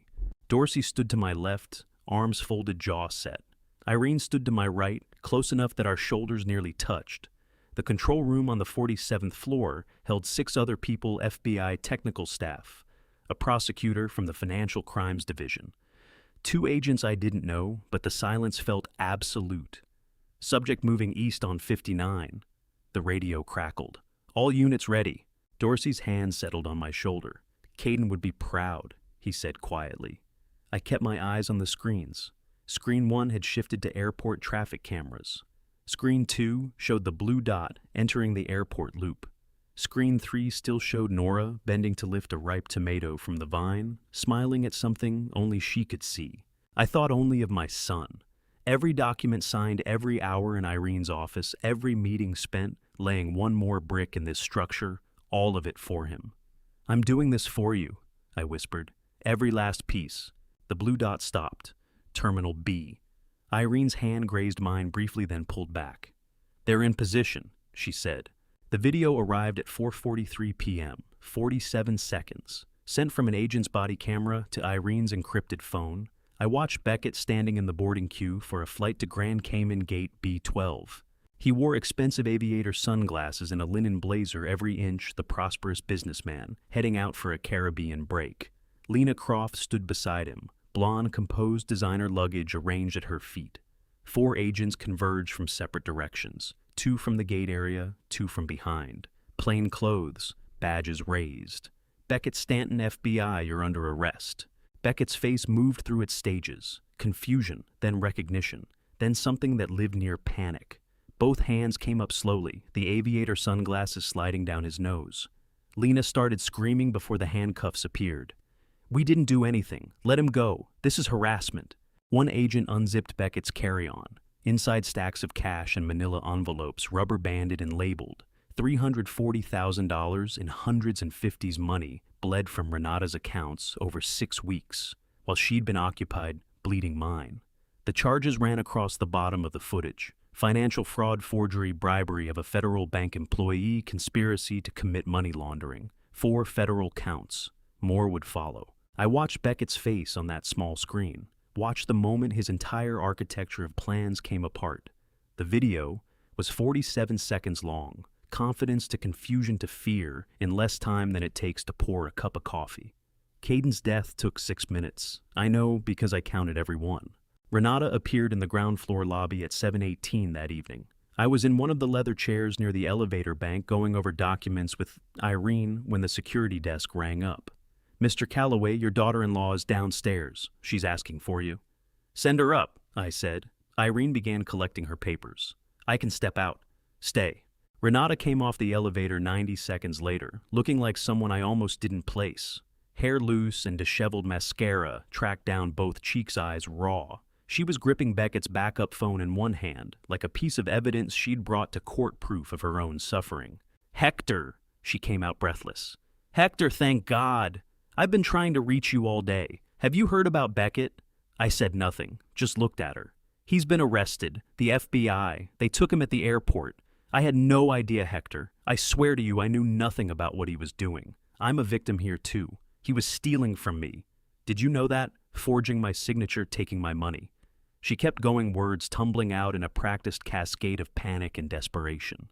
The performance was almost convincing. Almost. Some doors close and you want to pull them back open. Others close and you understand they were always meant to shut. You just had to wait for the right moment to let them swing. I rose slowly and buttoned my jacket. Renata stopped mid-sentence, thrown off by something she saw in my face. I held her gaze directly.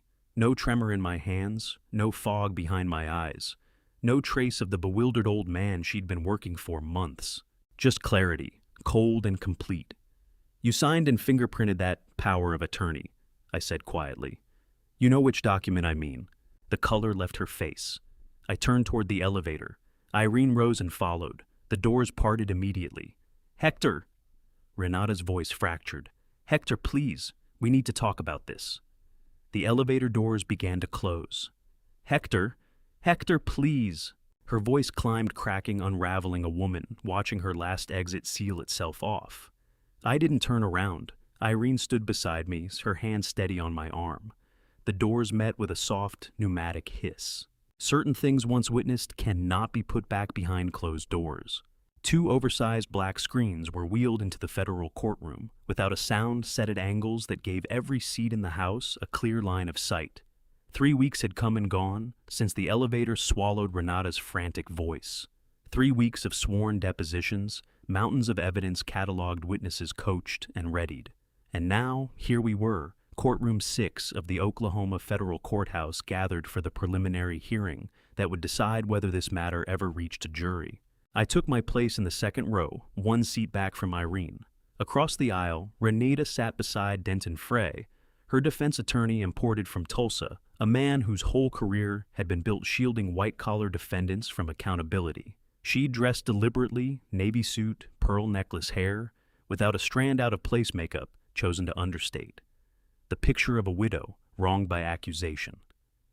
Judge Sylvia Aldred entered at precisely 9 a.m., a woman in her mid-50s, silver hair pinned severe, known throughout the circuit for courtrooms that ran on schedule and had no room for performance. She surveyed the gallery from the bench, then fixed her gaze on Irene.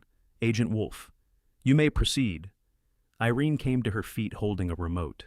"Your Honor, the government is prepared to introduce video evidence obtained from Bitter Creek Memory Care Facility, 47 minutes of recorded footage spanning March through June of this year.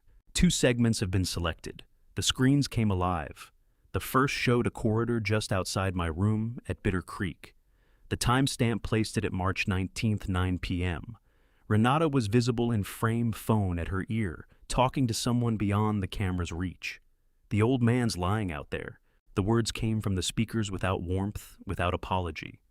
"Whether he survives the night or not is up to him." The room went motionless. On screen, Renata's expression was a blank wall, no flicker, no hesitation. My death was something she was weighing the way you'd weigh whether to cancel a reservation. The voice on the recording kept going. "Beckett's meeting me at the house in 20 minutes. If anything happens before morning, it'll look like natural causes. Memory care patients wander all the time." Then the clip cut out.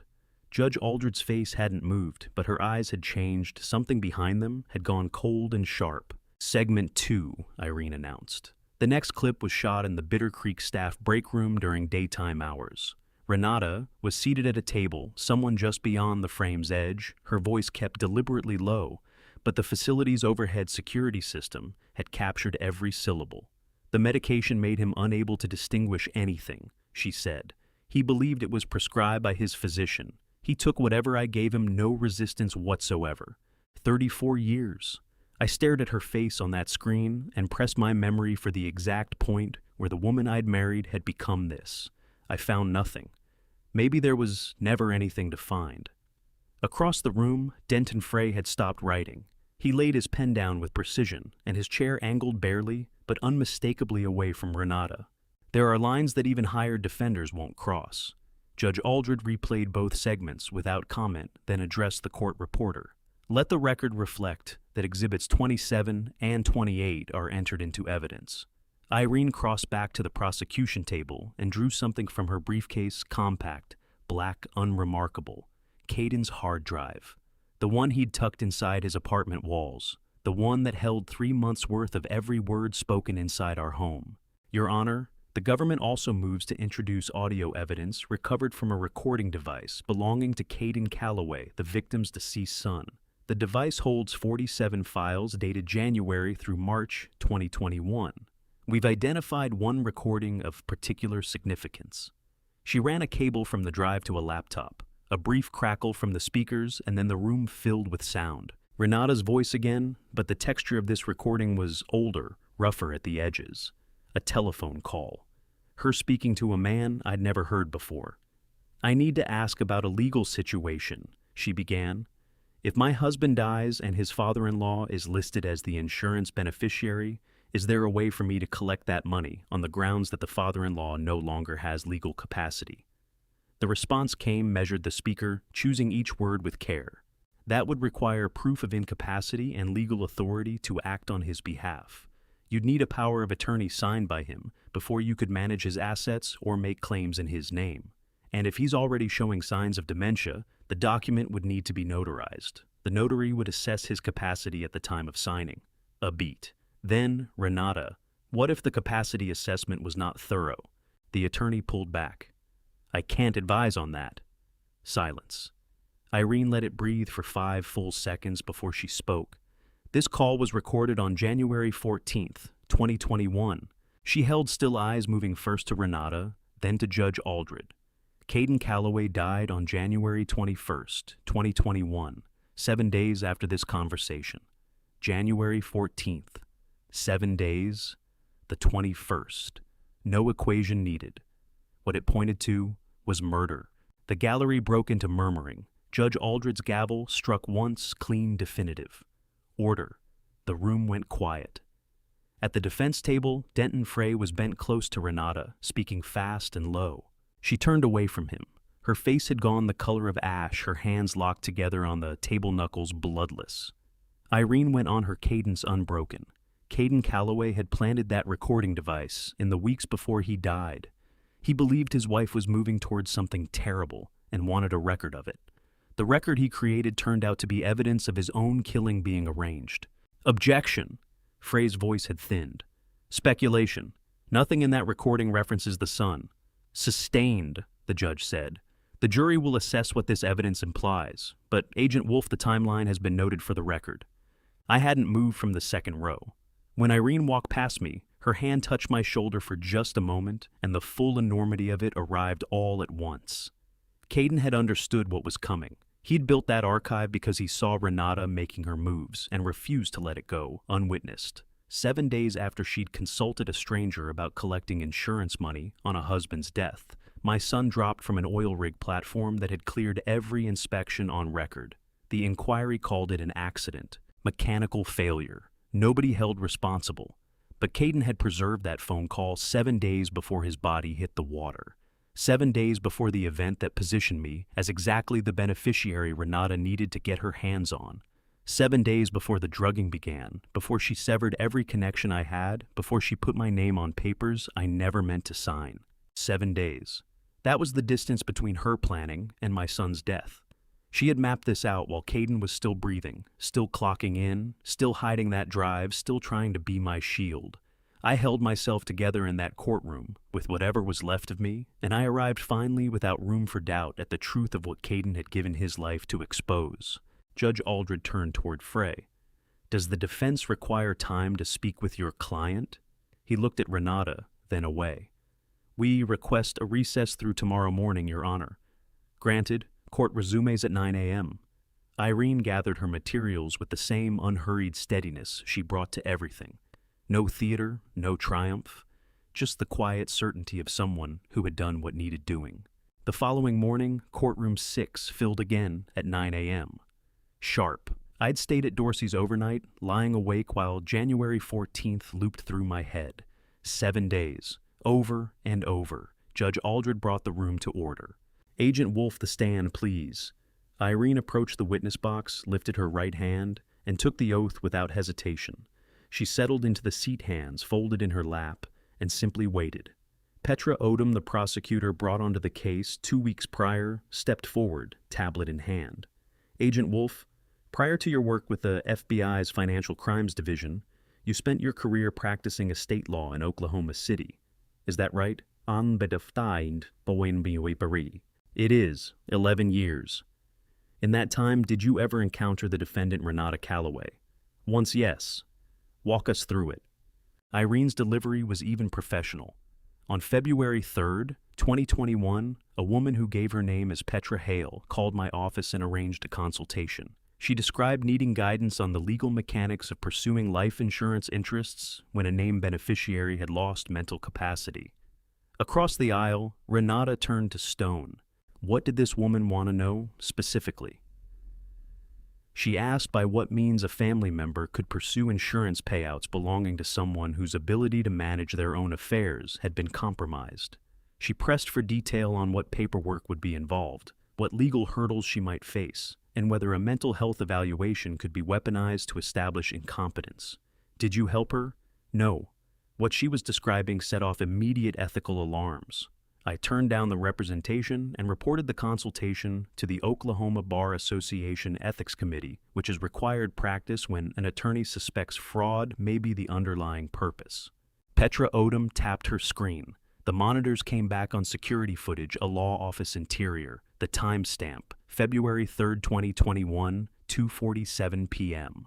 A woman in an expensive coat occupied the client chair opposite a desk. Blonde hair, dark sunglasses worn until the moment she sat down. That woman was Renata. Is the individual you met under the name Petra Hale present here today? She is. The defendant Renata Calloway. Denton Frey came up out of his seat. Objection, Your Honor. This witness holds a personal connection to the plaintiff. Her testimony cannot be considered impartial. Judge Aldred answered without delay. Overruled, Ms. Wolf's relationship with Mr. Calloway was disclosed in every pre-trial filing. The consultation predates that relationship by months. The witness will continue. Irene looked straight at Renata. In February, the name Hector Calloway meant nothing to me. But when he came through my office door in June, asking me to help him make sense of documents his wife had forged behind his back, I pulled my consultation notes and recognized the name immediately. I understood then that Petra Hale hadn't been improvising. She had been building this for months. That was the moment I brought in the FBI. Evidence works like a net. One strand snaps two, can tear apart, but weave three together. And whatever you've caught isn't getting loose. The footage from Bitter Creek showed what she had done. The recordings Caden left behind showed what she had set in motion. Irene's testimony showed when the planning had begun.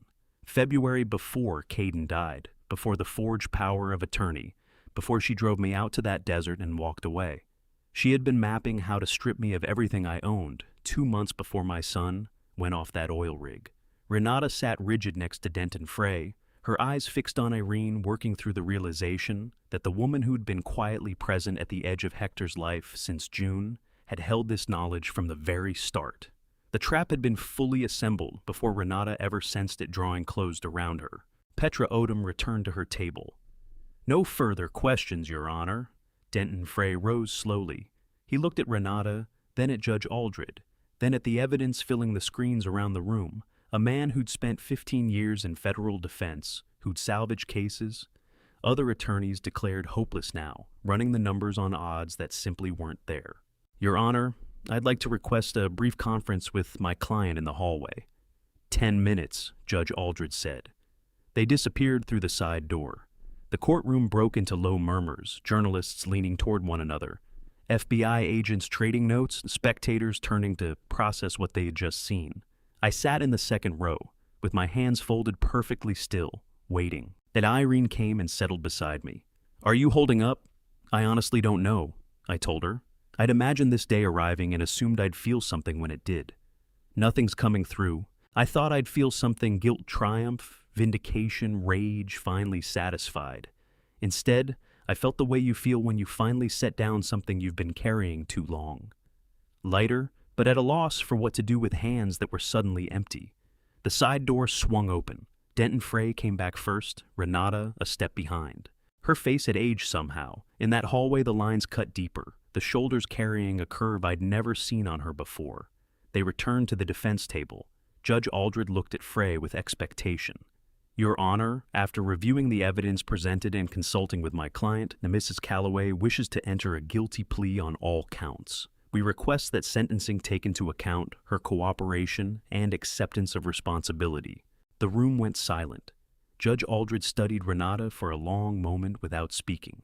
"Mrs. Calloway, do you understand that by entering this plea you surrender your right to a trial and accept full responsibility for each charge against you?"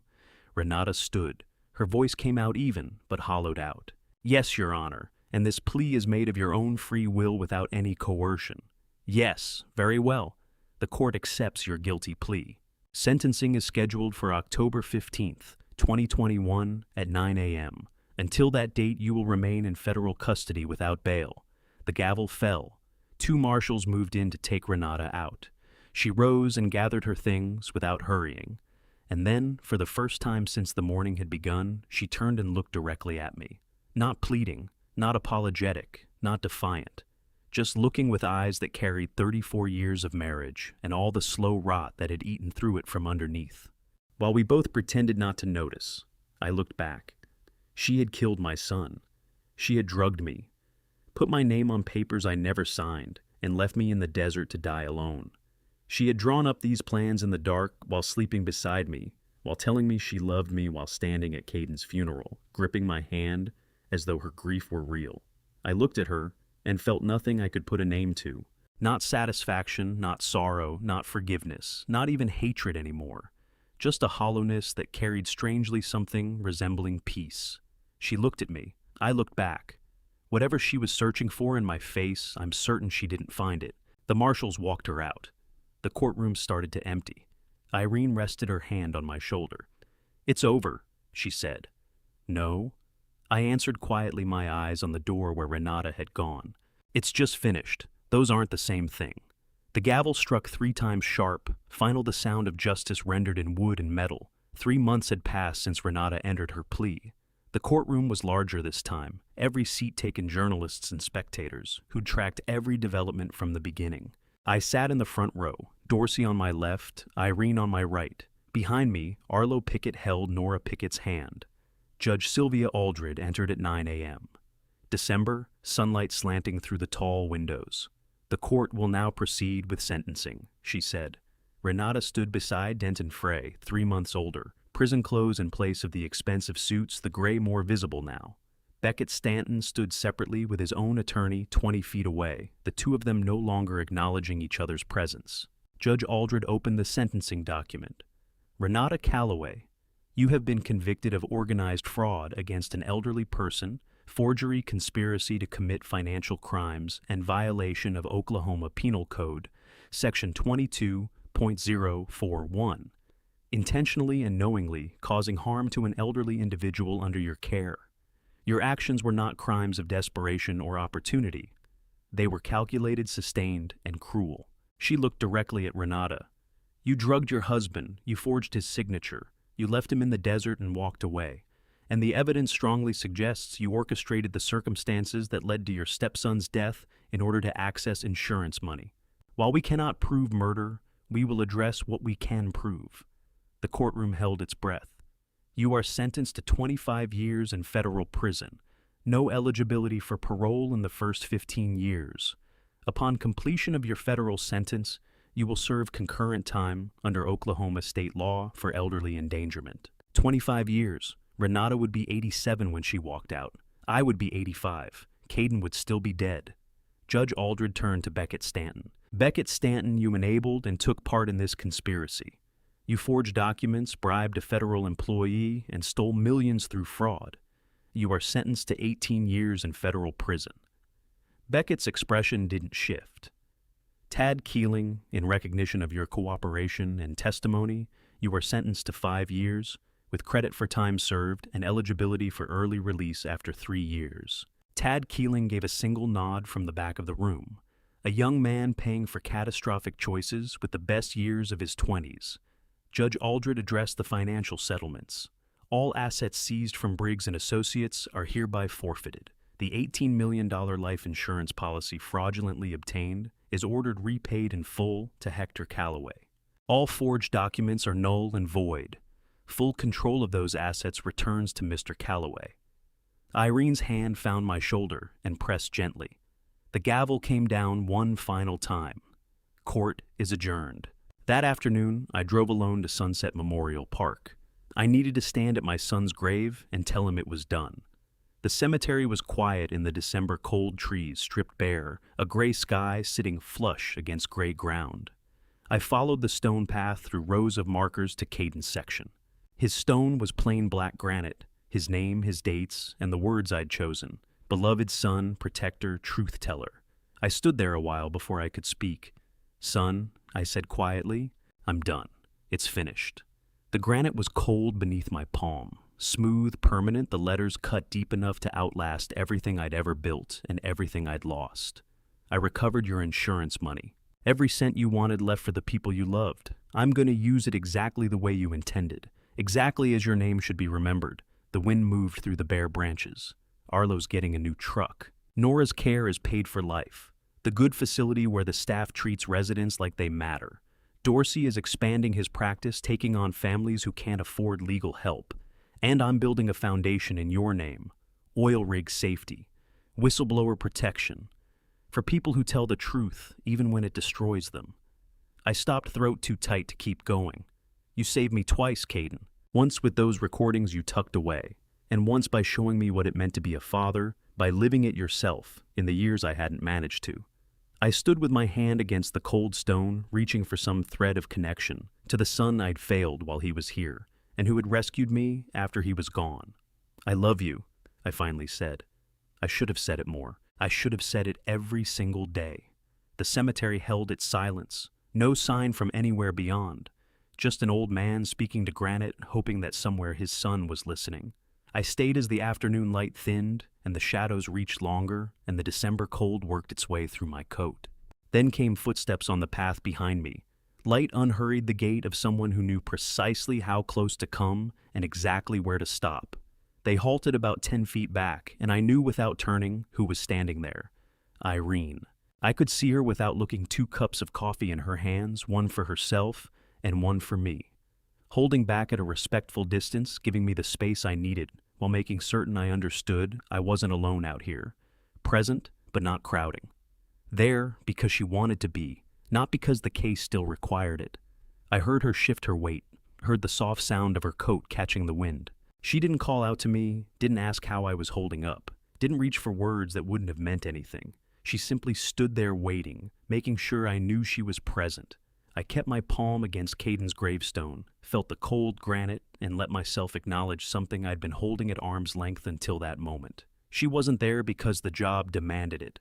The Oklahoma map lay across Dorsey's desk like a promise, creased, detailed coffee rings, marking cities we'd both left behind. I'd turned around at the cemetery. Irene had been standing there with 2 cups of coffee, not for work, but because she'd decided to come. We'd walked back to the parking lot, side by side, talked in low voices about what came next, and I'd asked whether she could meet me at Dorsey's office that evening. There was something I needed to see through before the day was done. Now the 3 of us sat in Dorsey's office on the 47th floor, 10 p.m. City lights spread wide across Oklahoma City below 3 steaming cups on the desk between us. Irene had her laptop open and documents already pulled up. She'd understood what I was going to ask before I'd spoken a word that was something I'd grown accustomed to, the way she read not just what I needed, but what I hadn't yet figured out I wanted.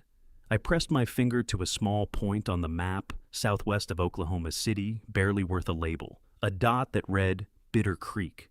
Brother, I said to Dorsey I want to buy Bitter Creek.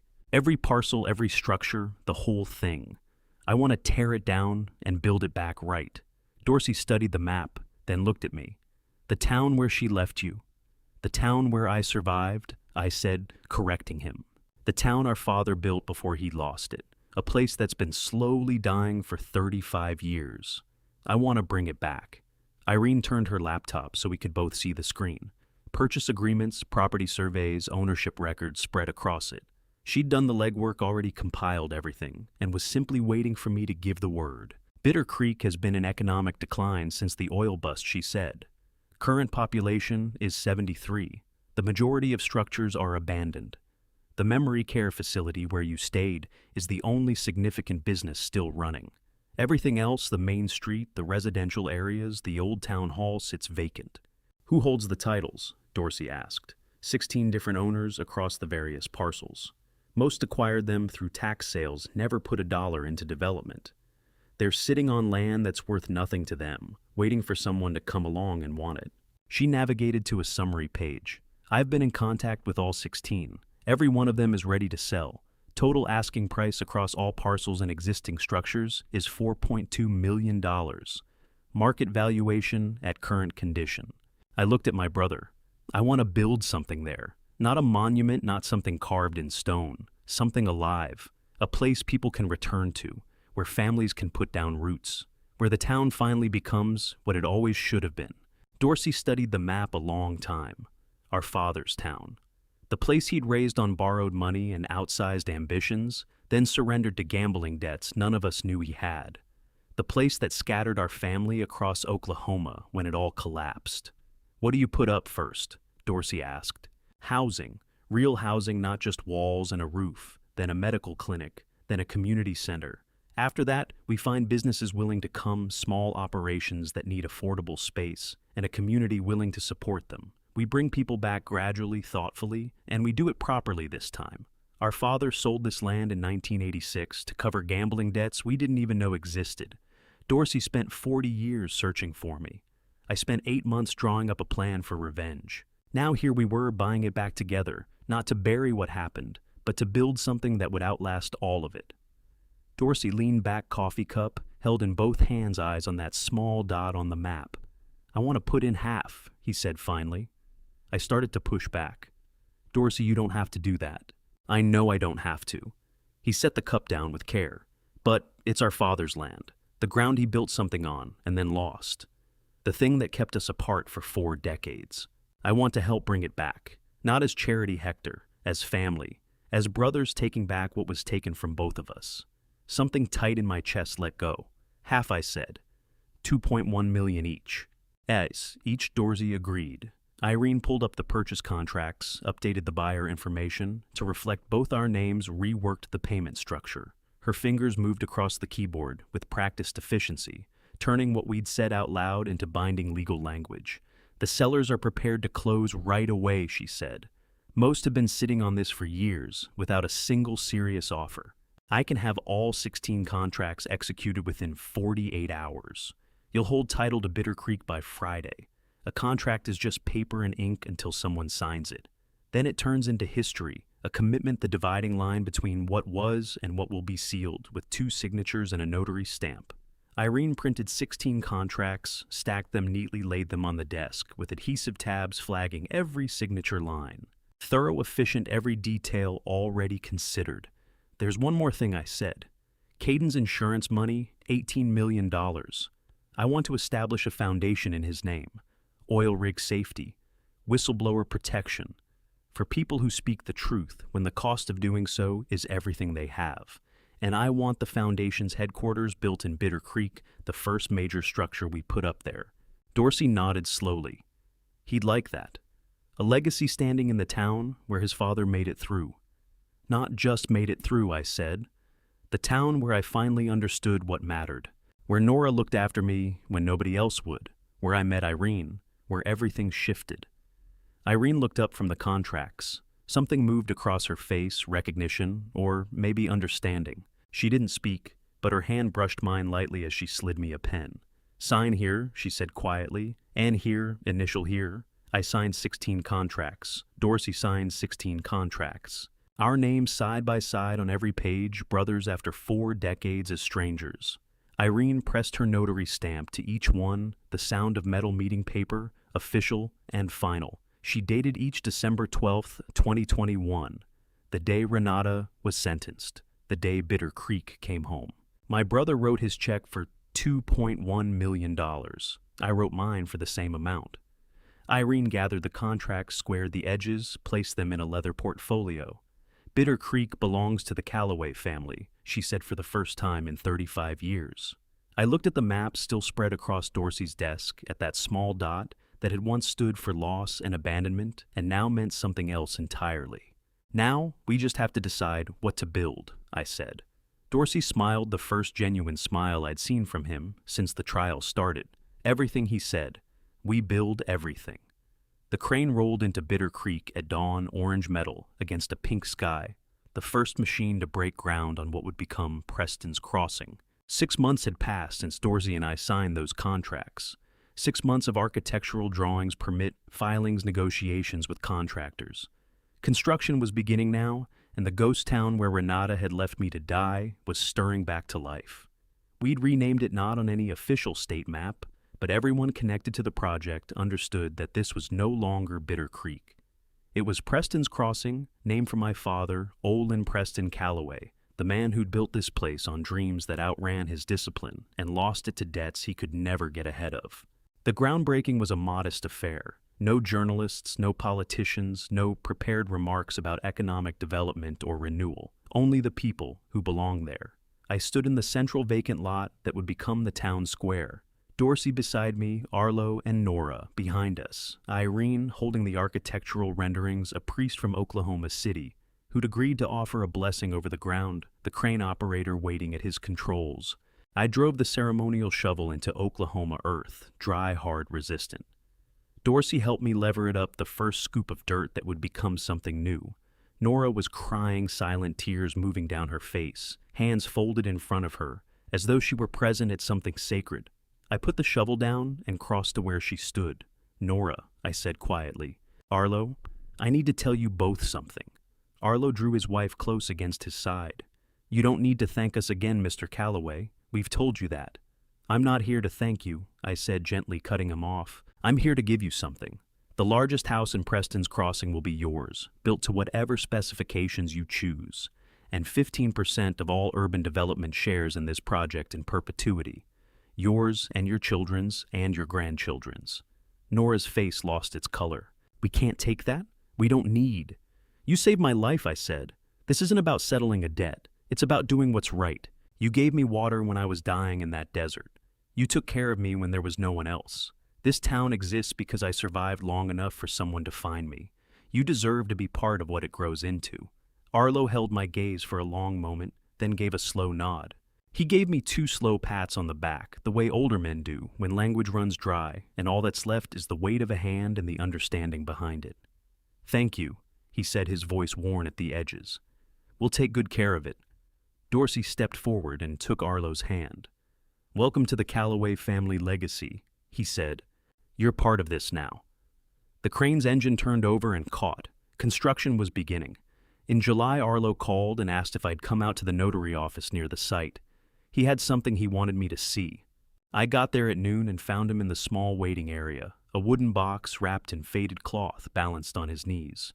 My father gave this to me before he passed, Arlo said, working the cloth loose with steady hands. Told me to keep it somewhere safe in case any of the Calloway family ever found their way back. He lifted the lid. Inside lay a document yellowed with age folded in precise thirds. He opened it the way you'd open something that could crumble if you weren't careful. A land title dated June 1973. Owner Olin Preston Calloway. My father's name. My father's signature at the bottom. Ink faded but still there legible. The deliberate hand of a man who believed he was planting something that would stand. My father bought this land from yours in 1986, Arlo said quietly. When your father needed cash in a hurry to cover debts, my father paid below market. It was all your father could get on short notice. But my father made a point of holding on to this original title. He said that if any Calloway descendants ever returned, they should know their father wasn't a bad man, just a man who made bad decisions and didn't have enough time left to undo them. I held the document with care, feeling the weight of nearly 50 years folded into it. The 1973 land title smelled of old paper and history.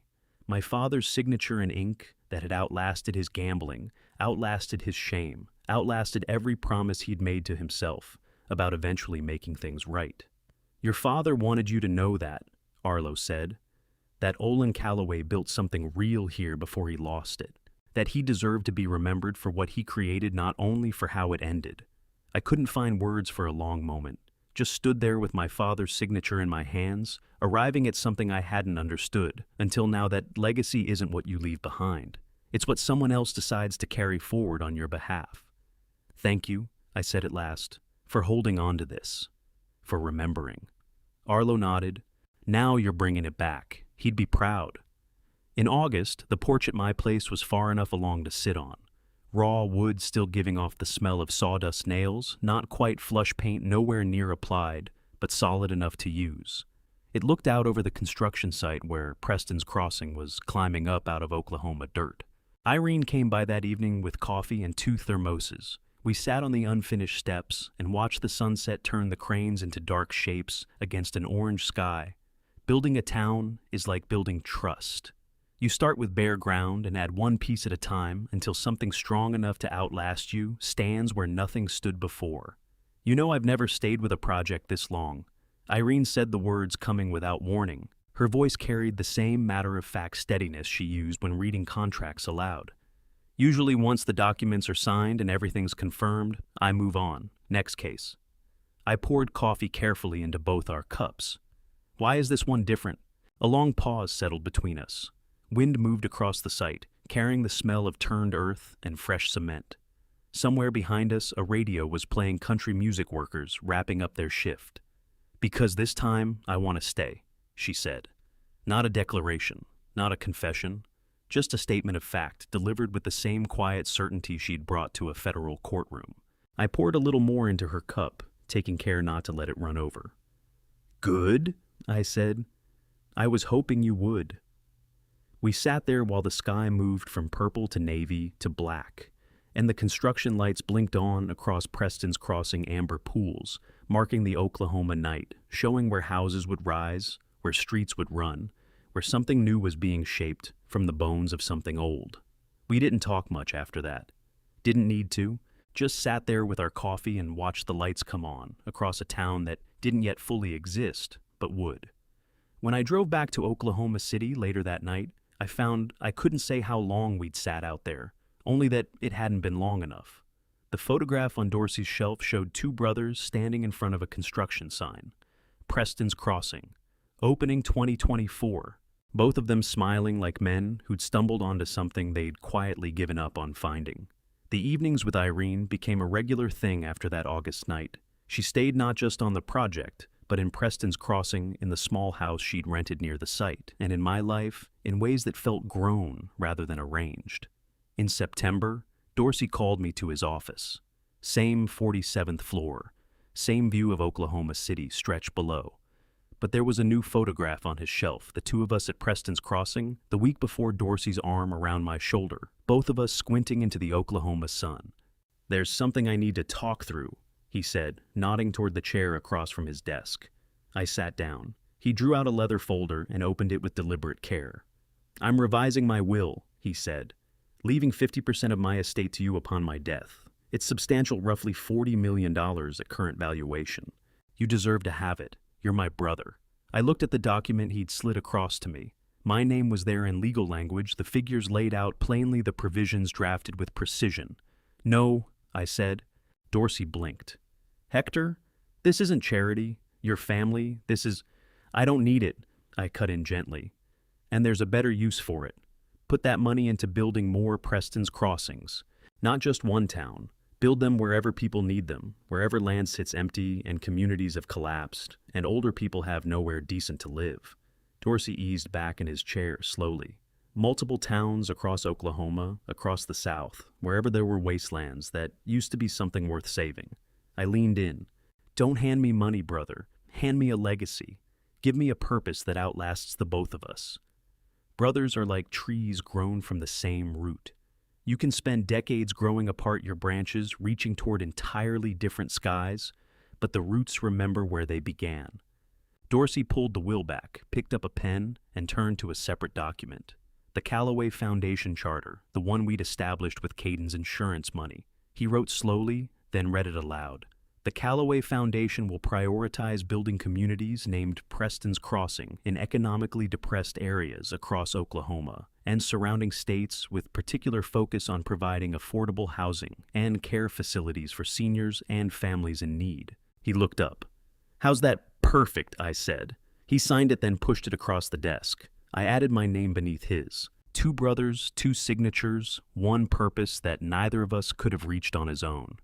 We smiled at the same moment, something that had never happened before, not once in 62 years. Not as boys, not as strangers, not at our father's graveside. But there in that office, signing a document that would build towns for people we'd never lay eyes on, we smiled at the same time and both saw it happen. "Dad would be proud," Dorsey said quietly. "Or baffled," I replied. "He never worked out how to build something that held. That's the whole reason we're doing it in his name." In December 2023, 16 months after that conversation, I was up early on my porch in Preston's Crossing. The town was nearly there. Houses occupied streets laid down the Caden Callaway Foundation headquarters, standing 3 stories on the corner where the old town hall had long since rotted to nothing. The mail arrived at 7 a.m. Most mornings it brought bills, permits, contractor invoices. That morning, tucked among the rest, was a plain white envelope carrying federal prison markings. Sender V. Callaway Federal Correctional Institution, El Reno, Oklahoma. Renata. 3 years into her sentence. 22 years still ahead of her. I held the envelope for a moment, feeling the weight of 3 handwritten pages inside. Then I opened it. The handwriting was smaller than I remembered, tightened down, shaped by prison routine and the economy of limited paper. 3 pages front and back, dated 2 weeks earlier. She wrote about her cell, 8 by 10 feet concrete walls, a cellmate who snored. She wrote about the food, the schedule, the way time bends when you have decades left to count. She wrote about regret in language that circled without landing, about understanding arrived at in ways that never quite named what she had done. She didn't apologize, didn't ask to be forgiven, didn't claim she'd been wronged or point fingers at circumstance. She just wrote about life inside and mentioned once that she'd heard I was building a town. "I hope it's beautiful," she'd written. "You always wanted to build something that mattered." I didn't go looking through her letter for an apology. I read it searching for something to close a door on. I found it not in anything she'd said, but in my own ability to fold the pages and put them down. I read all 3 pages start to finish without skipping a single line. Then I folded them carefully back along the creases they had already worn and carried them inside to my office. The filing cabinet in the corner held 3 other documents in its bottom drawer. My father's 1973 land title, ink faded but preserved. Caden's note from his apartment, the one he'd written, explaining why he'd been recording everything. And now, Renata's letter. I set it in the drawer alongside the others. 3 pieces of history, one showing where we came from, one showing what we lost, one showing what I'd come through. I didn't write back. There was no reason to. She didn't need to know I'd read it or what I made of it. Filing it away was acknowledgement enough closure without engagement, without forgiveness. The past has its place in a box, in a drawer, shut away. I closed the drawer and walked back out to the porch. Preston's Crossing was stirring to life around me, sunrise catching the windows of houses where families were starting their mornings. A bicycle leaning against Arlo and Nora's front porch 3 houses down. Somewhere off in the distance, a dog carrying on. The smell of fresh bread drifting from the bakery that had opened on Main Street the month before. Ordinary sounds, ordinary smells, an ordinary morning in a town built on revenge that had grown into something better than that. I went back inside to make another cup of coffee, this time for 2. Irene would be along any minute the way she was most mornings now, turning up on my porch with architectural drawings or foundation reports, or sometimes nothing at all, just silence and a shared breakfast. The coffee maker hummed. I reached up and took down 2 mugs, one mine, one hers, both worn from daily use, both exactly where they belonged. Outside, Preston's Crossing kept on waking up. Inside, I waited for footsteps on the porch stairs. The story wasn't finished, but the revenge was, and that distinction was everything. The sign stood wrapped in white cloth in Preston's Crossing Central Plaza, 10 feet tall, waiting for the ribbon that would make a ghost town's return official. 6 months had passed since I filed Renata's letter and first made coffee for 2.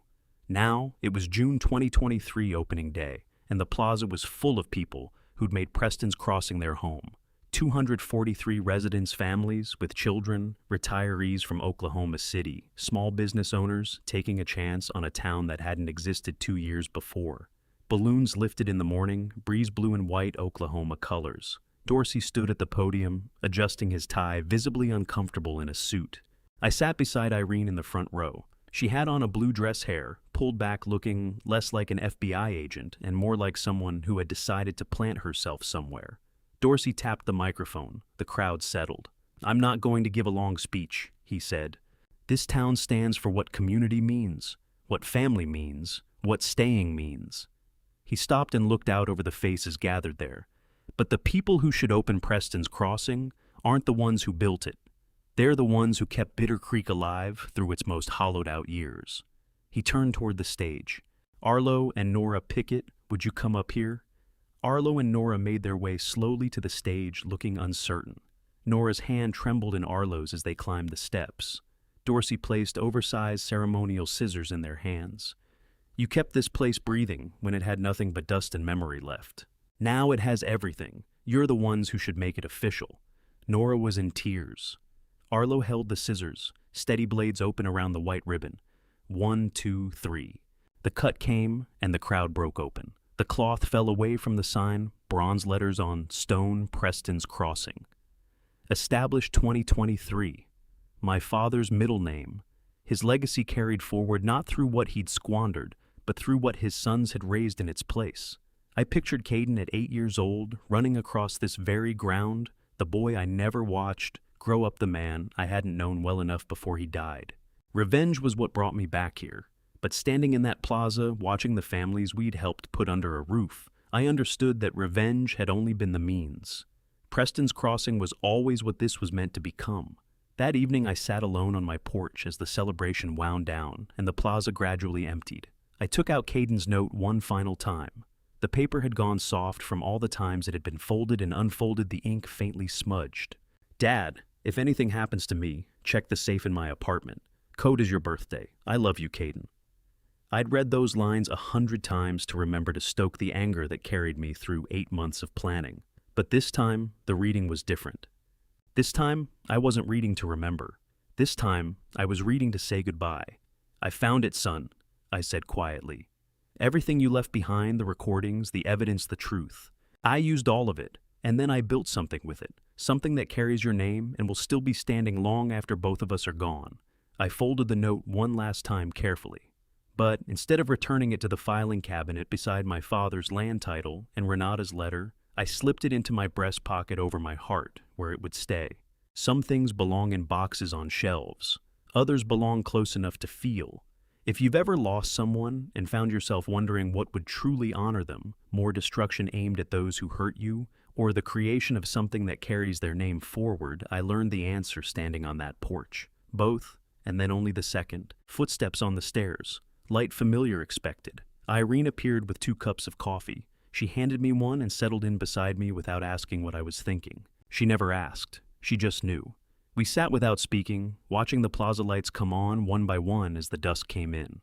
The fountain at the center held the light water catching bronze and gold.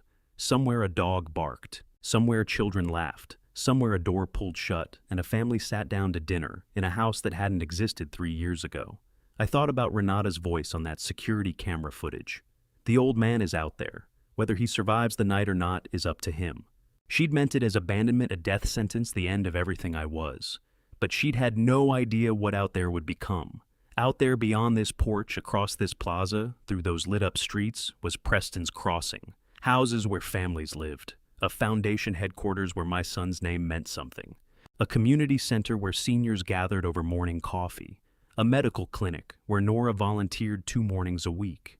A town raised on ghost town bones, brought back to life not by forgetting what had died here, but by turning that death into something that would last. The old man is out there. She'd been right about that much. I was out there sitting on a porch in a town bearing my father's name, drinking coffee with a woman who had chosen to stay surrounded by a community I'd helped build from nothing. Out there was exactly where I belonged. Irene reached over and took my hand. Her fingers were warm from the cup roughened by 2 years of construction. Site inspections. Real, present, here. It's beautiful, she said quietly. Yes, I said. It is. The light spread across Preston's Crossing warm amber pools against a darkening Oklahoma sky. My son's name lit up and visible for miles. My father's legacy restored. My brother's partnership holding firm. My life rebuilt from the wreckage. Here I am, I thought, hot coffee in my hands, a person beside me who needs no explanation. My son's name burning bright in the Oklahoma sky. The old man is out there, and out there is exactly where I belong. If you've stayed with me through all of it, the betrayal, the desert, the courtroom, the crane rolling into Bitter Creek at dawn, then you already know this story costs more than I can easily put into words. I lost a son who was trying to protect me, while I had no idea he was even in danger. I lost years to a woman I trusted with everything, and I lost a version of myself that believed goodwill was enough to keep a family together. What I gained slowly and at great expense was clarity.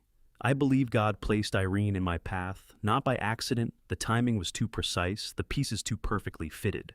Sometimes the Lord's hand is only visible when you look back at the wreckage and see how narrowly you survived it.